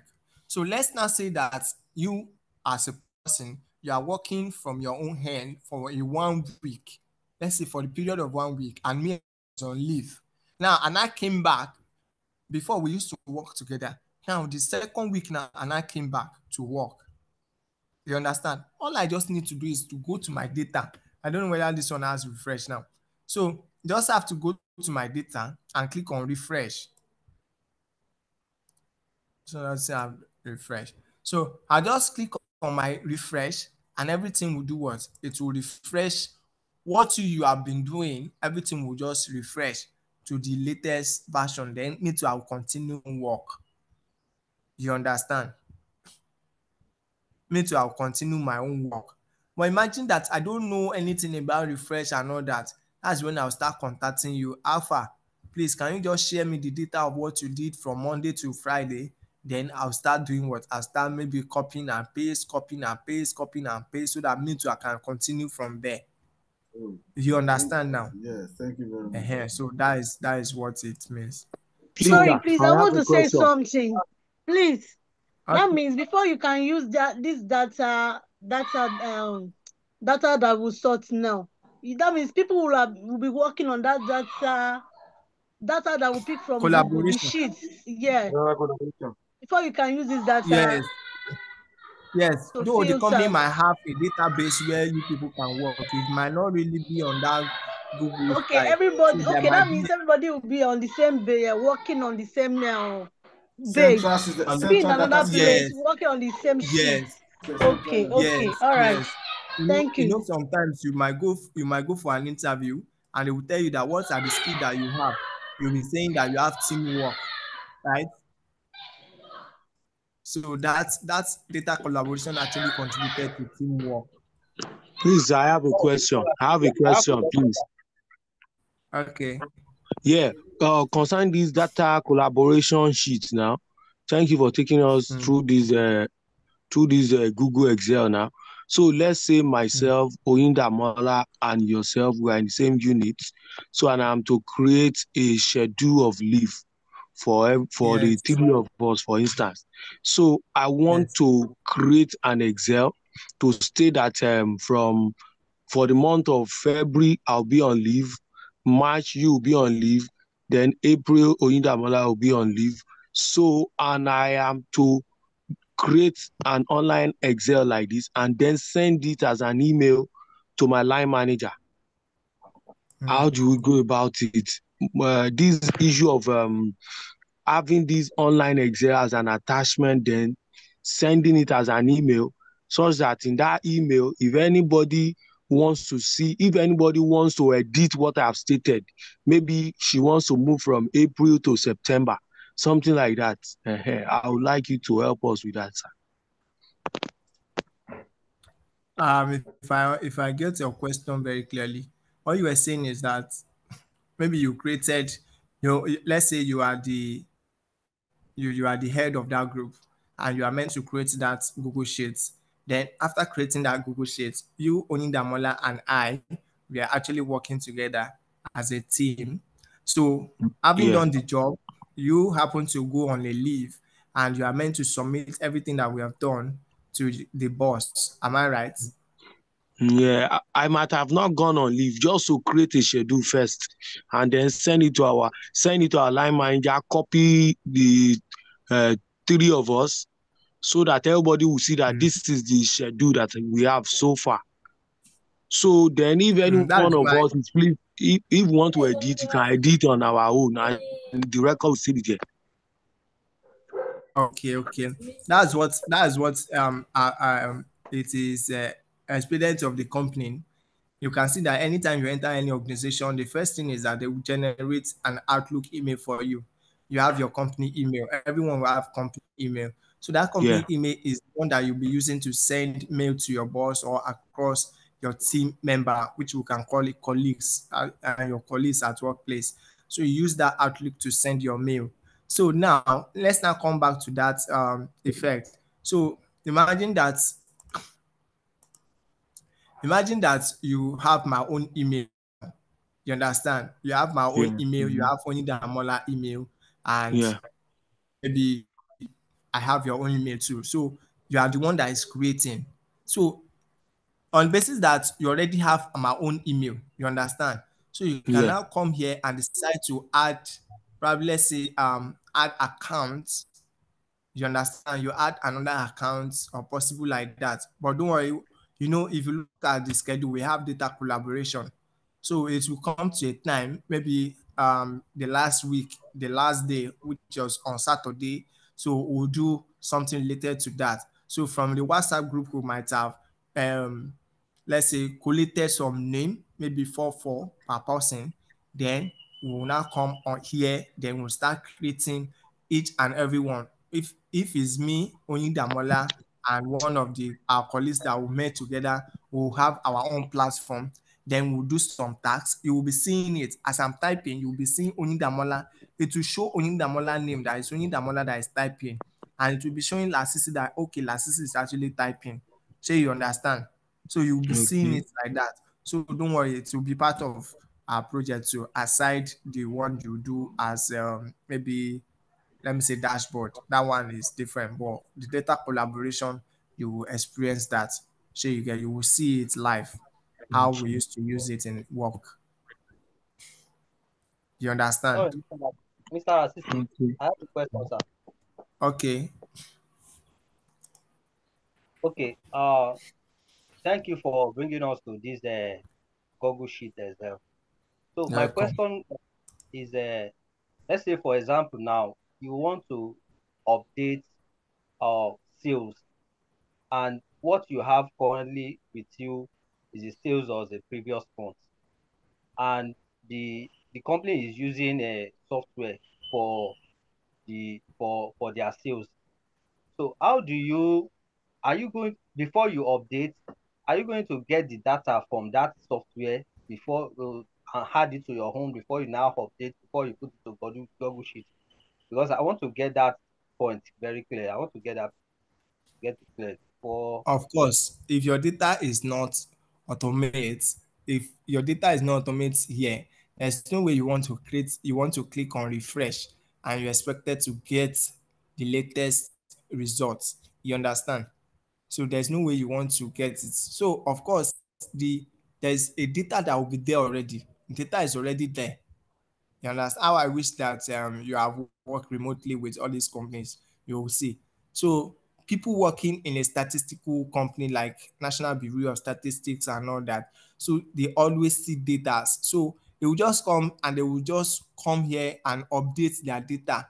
Then they will click on that refresh and it will automatically update to the latest version. Do you understand? The data will already be there. The data already be there. It's just for you to extract that data. You understand?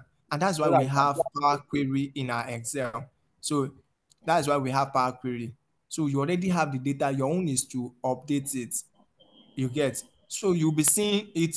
Anything you are doing, it is on your email. You'll be seeing it on your Outlook. You just see that your line manager will send you an Excel file. Hello, Lasisi. I hope this email met you well. Please kindly use this data to work on this, work on this, work on this. Your own is just to use Power Query, bring that data to your Excel and start working. You understand? Then you send it back. Once you are done, you send it back. So there's always a time limit so that you not just go and sit down and be, I can do it tomorrow. So no, there's always a time limit for that. You understand? So you will have a data already. Do we understand now?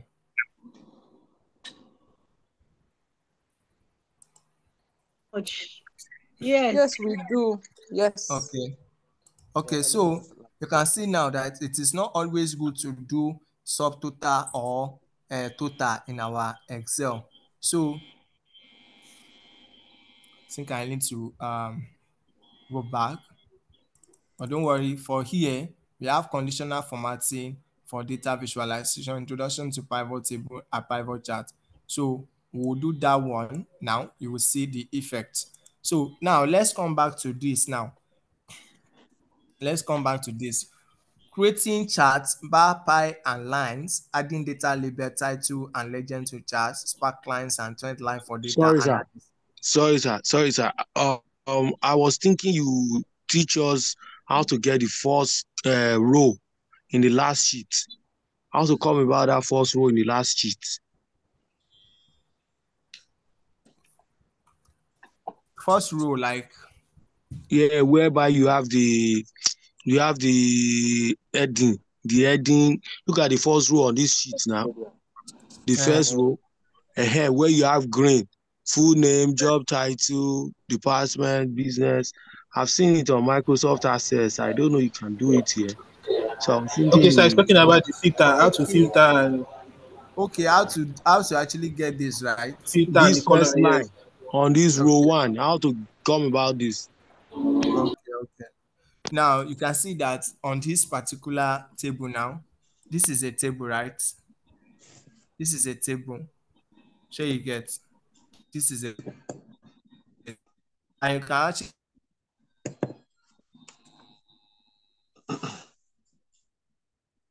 Are you on with me, please? Yes, sir.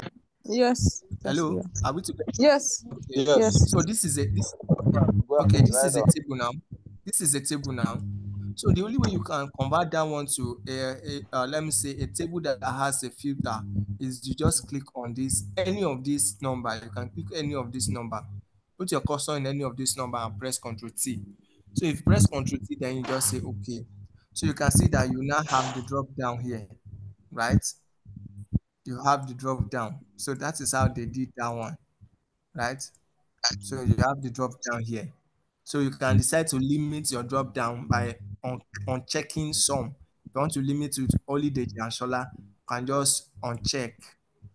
Maybe you can just uncheck this, and say okay.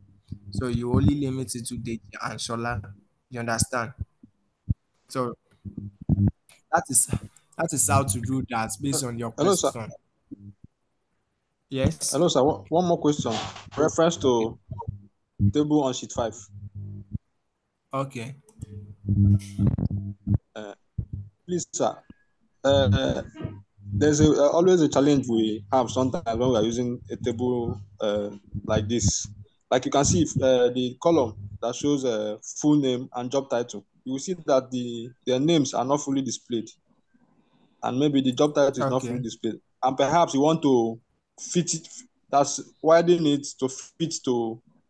I don't know if there's any shortcut or something that you can easily do it on all to get visualize all the data. Okay. I don't know whether I did something like that in the last class. I don't know.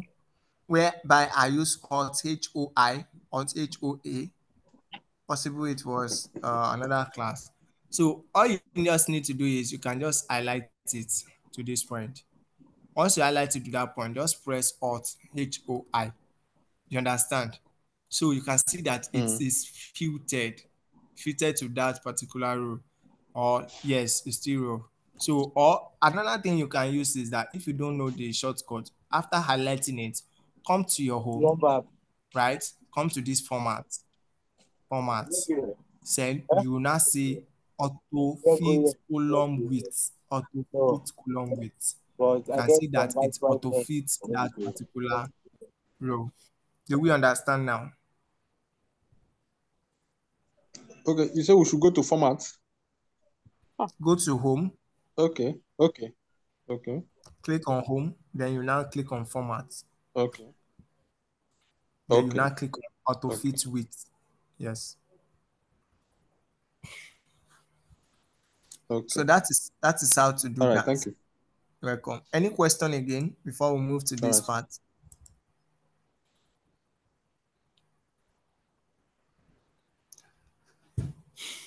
So let's quickly do this and call it a day. So we want to create a chart, a pie chart, a bar chart, and a line, which I believe that we did last time, but for the sake of some people that are just joining us, we'll do it again. So this is our table now. You can just click any of this table. You can just click any of this table, then come to home and come to insert, then click on this insert. You can click any of this. You can decide to come to more and change it. You can change it to line. This is a line chart now. This is a line chart.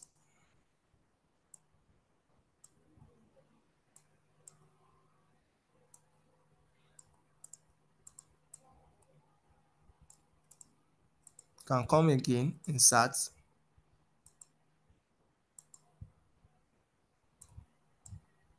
This is a pie chart now. You can come again, insert.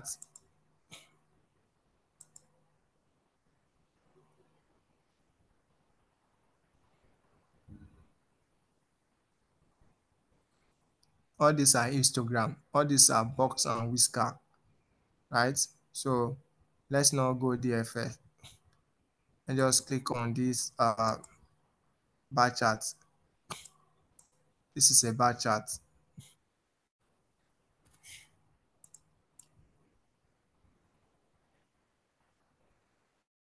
This bar chart.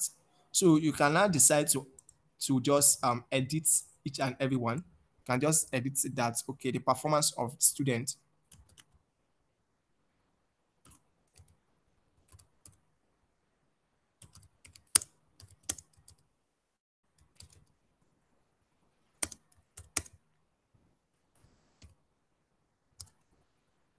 In KG2.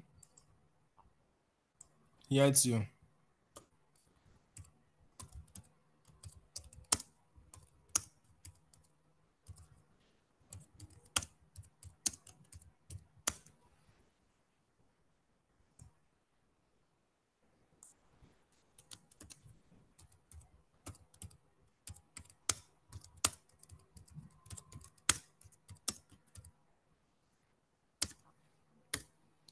So that is how to do the labeling, or let's say chart title, how to give a chart title.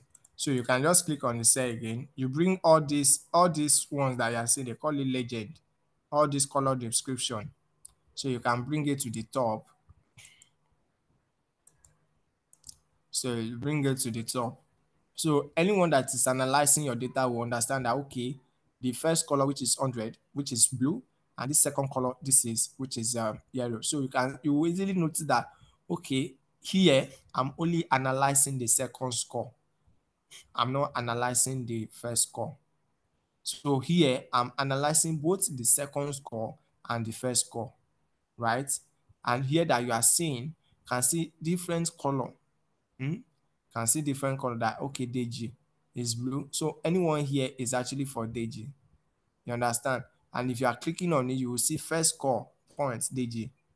So here too is like I'm only analyzing the first score. You understand? And of course, line and this will always talk about the first score. But here it will definitely talk about the both. You understand? So that is how to do for that. So what about the spark lines and the trend lines? You understand? So the spark lines, are you with me, please? Yes. Very Okay. much. Yes, Okay. yeah, okay. I know. Okay. I know. No, the first one, we don't teach very well. Please help us to show you very well. That's the on that. Okay. Okay. That's the on. You don't teach very well. Do you mean this bar charts? And that, yes. Okay. Can you see it very well now? I think, yeah. So that's that. So for the spark line, I'll go to a new sheet so that we can do the spark line and the trend lines. So now imagine that let me copy this.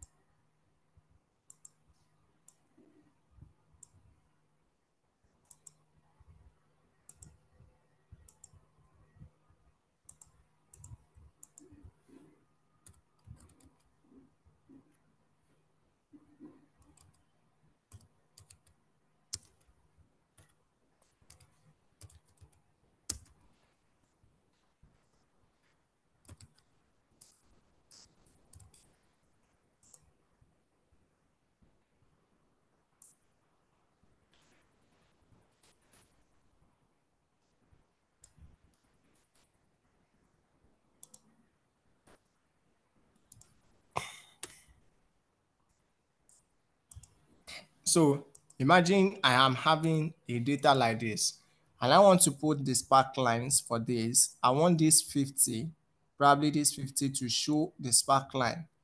You understand? To show spark line here. And also this 45 and all that to also show spark line here.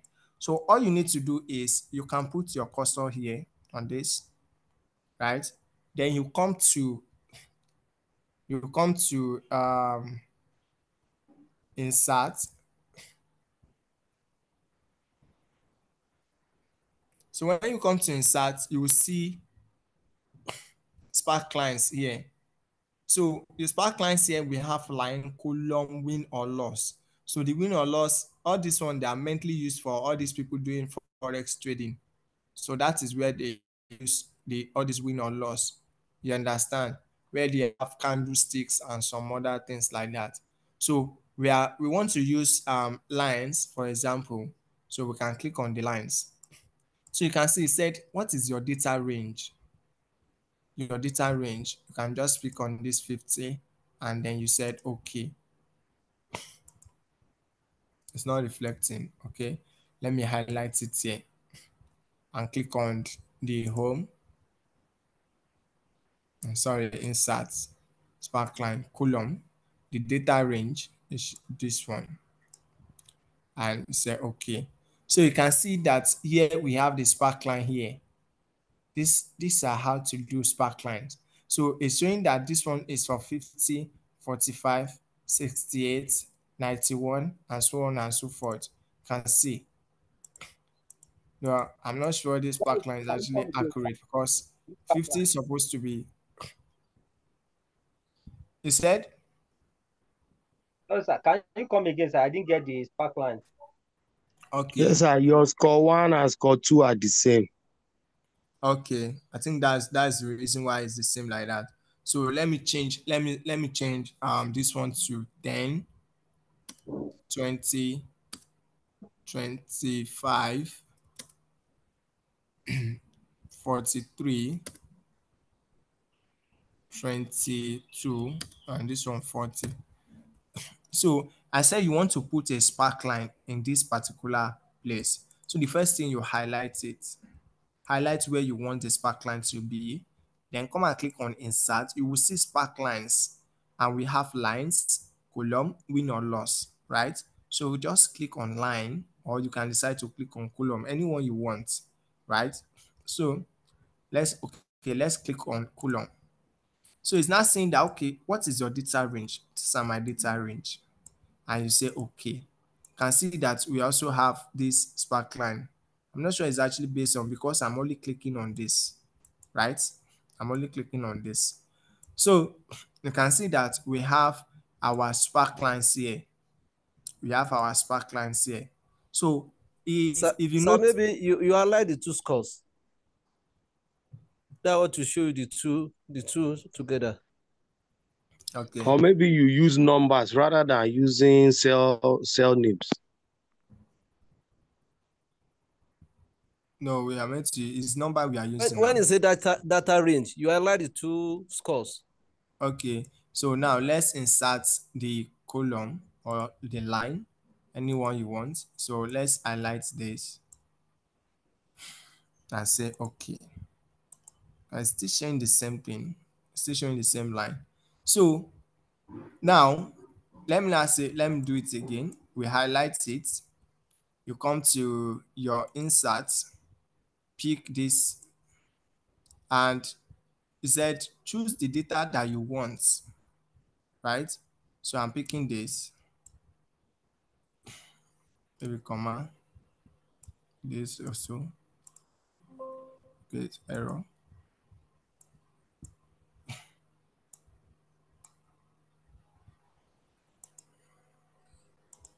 So maybe you do one row first, then you can now drag down. No, it can't work that way. You have to highlight it. Insert.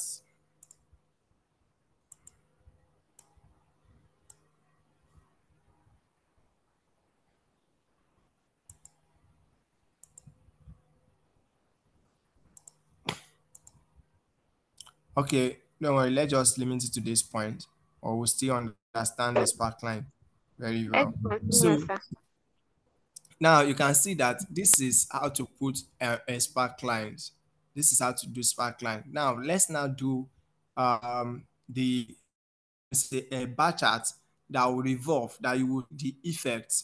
You understand? For example, there is a company, you have a company, and the company actually generated 10 million naira, and last year they generated 15 million naira. So you discover that there's a great loss of 5 million naira difference.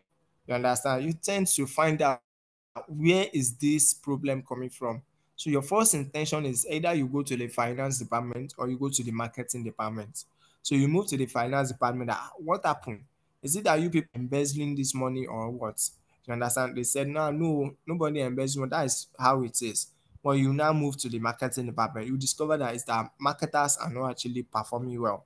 So that is when you now say, oh, marketers, they are not doing well. Then you try to say, okay, what can we do to make sure that the marketing is performing well? You understand? Is it that it's because your salary is too small, then you can tend to raise their salary? You understand? Or is it that they are short of staff, then you can tend to recruit more? So those are the things that you continue to analyze as a data analyst. Continue to see beyond what you are expecting to see someone that is not a data analyst. You understand? So from here now, let's now do the data range here now. Let's see now. So let me delete this one.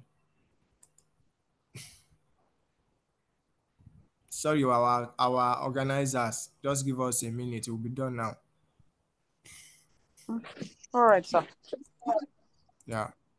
So now you can see here we have this now. So you can tend to transform this one to table.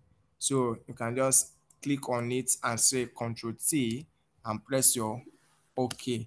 So you have transformed it to table. Now you now want to do a bar chart for this to analyze that data, so that by the time you are presenting, you'll be able to know how to present your statement or maybe your visualization. So these are just short visualization that we are doing.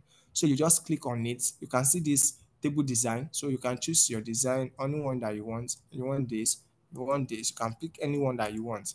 So that is how to do the table design. But if you are not, you might not be able to change any value later if you are converting this table. If you are converting it to pivot table. How do you convert this to pivot table, right? So the first thing that you need to do is just highlight it. Put your cursor in any of these and press your Ctrl A to table, then come to your start and click on this pivot table. So the pivot table will tell you that, I hope I'm not too fast. So like I said, put your cursor on the table. So put your cursor on the table, press your Ctrl A, then come to your insert and click on pivot table. When you click on pivot table, say new worksheet or existing worksheets. So I will advise you should pick existing worksheet if you are having just small data, but you're having a large data like this one on sheet 5. It is advisable for you to pick what new worksheet. So let's pick on the existing worksheet and say okay. Okay, sorry, it said destination not found. Maybe because I did not put my cursor here, right? So I'll say okay. So you can see that my laptop is hanging new. So you can see that it has shown the pivot table chart here. You can all see this is a pivot table chart, right? It's not so very you well. can see, eh? And now pivot table. It's not very well. The pivot table. Okay, let me choose another one. Ctrl A. I say you pick on insert, click on the pivot table. So here we said you can pick new worksheet or existing. So let's pick new worksheet. Okay. So can you see it now?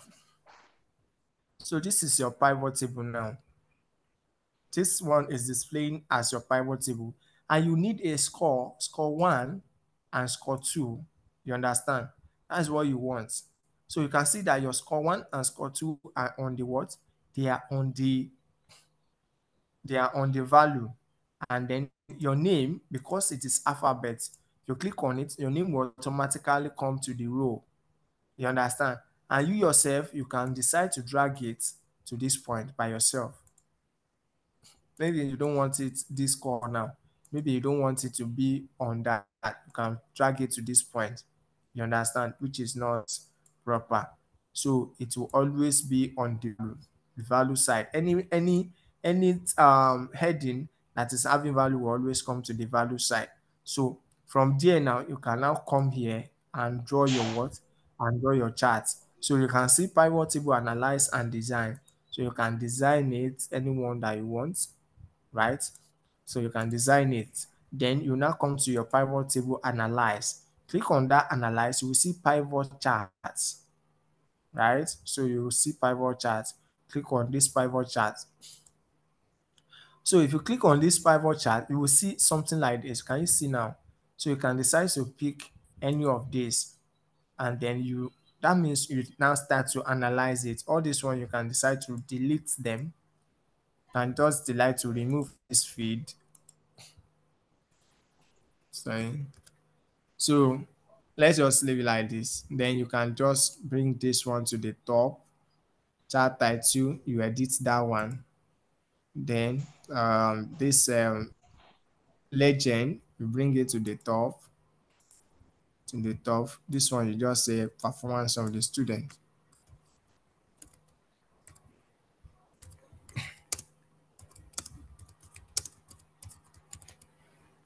Then you are done. You are done here. So that is it. But as a professional data analyst, what you do is you make sure that you do your own that will be different from other people. You do your own and it will be different. How do you want to do that? So I'm going back. I've clicked on this data now. So I'll click on this data. I'll click on pivot table, analyze, right? I'll now click on this, my pivot chart. I'll click on, can you see this combo now? I'll click on this combo. Then I will say, okay, let the red, the orange be in line and the sum of score be in this format. And I will say, okay. You can see that my chart is now in line now. You can see my chart. Yes, you can see now. So, and I want to do it so that it will look good. So what I will need to do here is that I'll click on this yellow, on this orange line. I'll click on it. then I'll right click. So if I right click, I'll select on format data series. Can you see now?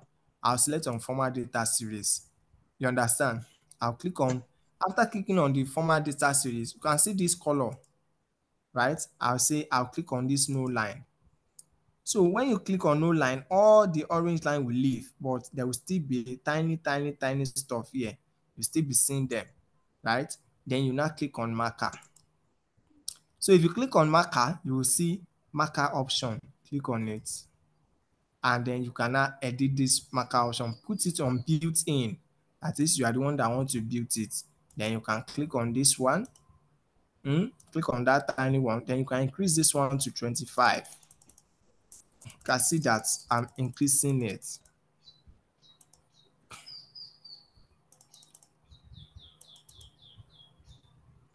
After increasing it that way, then you are done. Then you can now come back here again. So you see that you have something like this. Can you see that it's making sense? Look as if I don't know whether many of us have played that game before, Romeo. That the cartoon will be jumping from one pole to another, and if the cartoon can jump from this orange to this point, that means you are still winning. Can still jump to this place, jump to this place, jump to this place, jump to the, or will I say this is the secret behind that game? I don't know.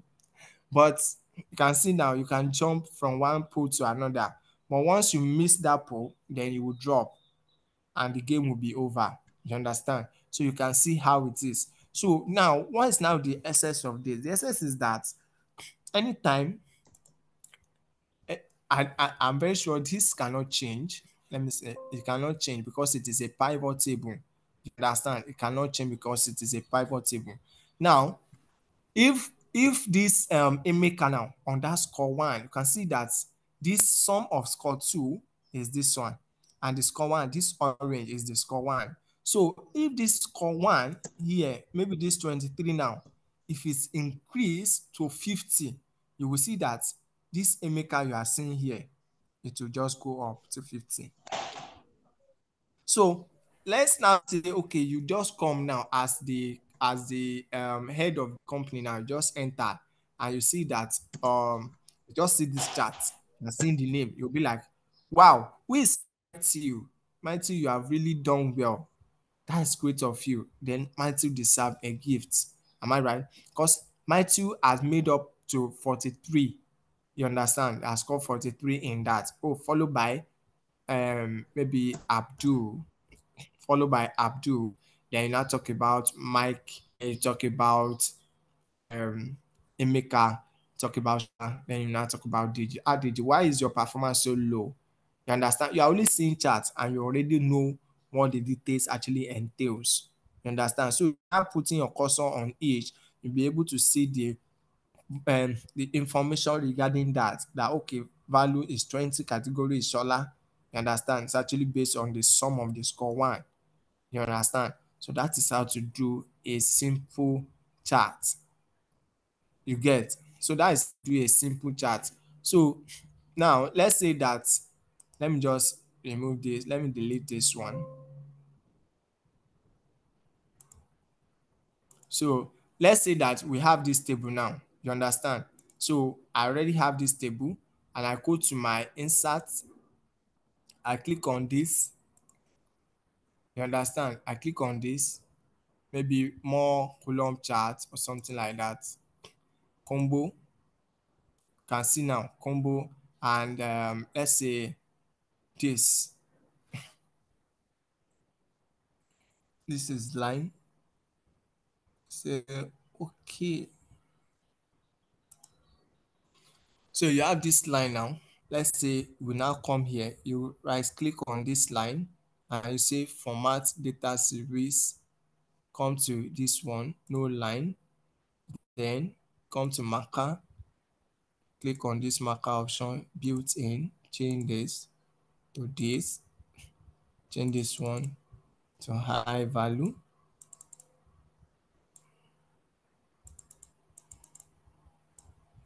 And you say okay. So you have already done that. So you can see now that we have this chart now.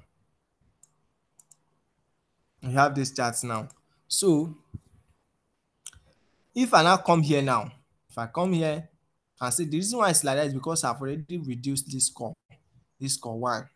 So imagine, okay, I think the best thing to do now is let me make the yellow and this blue, let me make like this. Let me make the blue to be like this.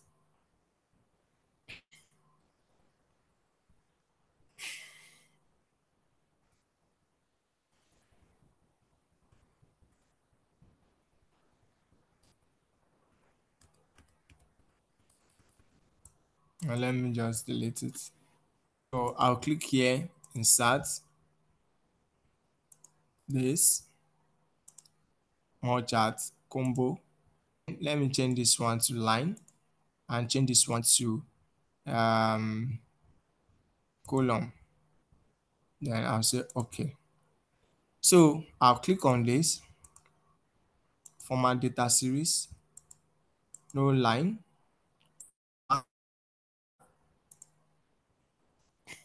built in, click on this, increase this to 25. I'll say okay. So I'm already done. So can you now?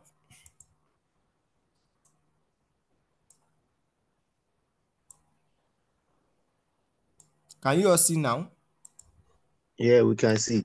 Please, are we going to get a recording of this class? Yes, there's record for it. You said what? The color. How did you change the color? How did I change the color? Yes, from the blue color to is this already color. there now. The color is already there. I just changed the format. The color is already there. I just changed the format. Let me do it again. Best thing is to delete it. So I said you on the table, you now come to insert. You pick on this. Can you see now? Insert column or bar chart, and I'll click more column or bar chart to display this color. So if you like, you can choose this one. If you like, you can choose anyone. There are a lot of colors that you can. So I'll click on this combo now. On this combo, you can see now. So because I don't want to have something so that you understand better, I decided to say, okay, since my orange is longer than the blue, let me just change that is longer to be what? To be the one that is longer to be the bar chart, and the one that is smaller to be the line. So I decided to change this one to bar chart, and I changed this to line. Yes, that one to bar chart, which is cluster column, and the other one, which is blue, to line. And I said okay. So that is why we have this. So from here, I said you will not click on that line.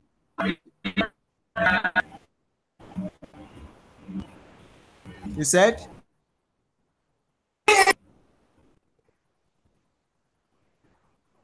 Can you all hear me clearly? Yes, I can hear you. Yes. Okay, that means our network is bad. So you right click. Yes. If your network is bad, just write it on the chat. So I will answer it. Just write your question on the chat box. For me, I've lost a lot of ground. Please, I'm going to send us the. They will send you the video now. They will send you the video. So from here now, you right click and you click on what? Click on this format data series. Then click on this one. You click no line, and you now click on this one, on this marker. Then click on this marker on built in. Change this one to color, like a very tiny type. That your line should be in tiny type.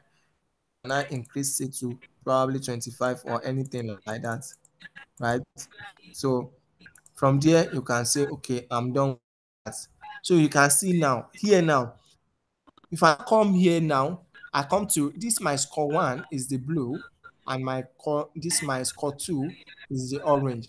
So any moment I just come to this my 2, I change my 2 to probably I change my 2 to from 43, I change my 2 to 49.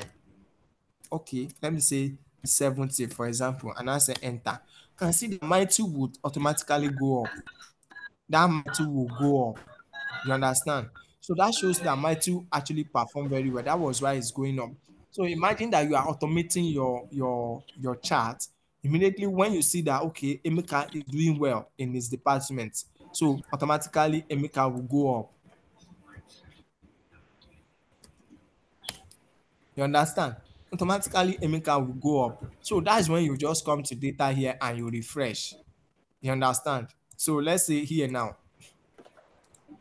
Here now, I'm clicking on, I'm having 100 here. You can see now, DG will go up. Let's say I'm having 45 here. And see, it will also go up, and so on and so forth like that. So that is how to do that. So you learn better on macro also. You learn better on macro, whereby whatever you have already done, because let's say every day I'm just coming to office and I'm just doing chat every day. So I can just use macro, whereby if I just come, I'll just click on that. It will just automate it. So then I will not have too much work to do again in my office. My own is just to resume, automate, resume, automate, resume, automate, like that. You understand? So that is why you need to learn Excel very well, so that when you are good, every other thing, maybe coding will be more, you just be using that one to flex. So you will not find it difficult. But the major thing is majorly Excel, because no matter the world is going to, Excel is still relevant. No matter what, companies are still making use of Excel. You understand? So that is it. So we have come to the end of the class. If you have questions, let me know so that we can attend to such questions. So I will also check the chats now to see if there are people having questions. Hello, sir. This table that you just analyzed for us on the chart, what it's this scores 1 and scores 2, what are we trying to achieve with these scores for each individual?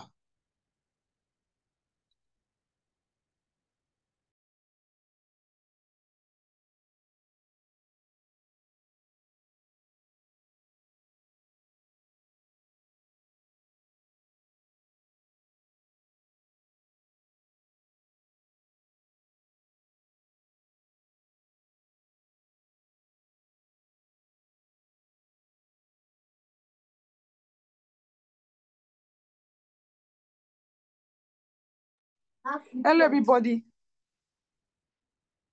Please, let's give Mr. Lasisi some time to join the call back again. I guess it's his network. All right, thank you. Yeah. A round of applause for him too.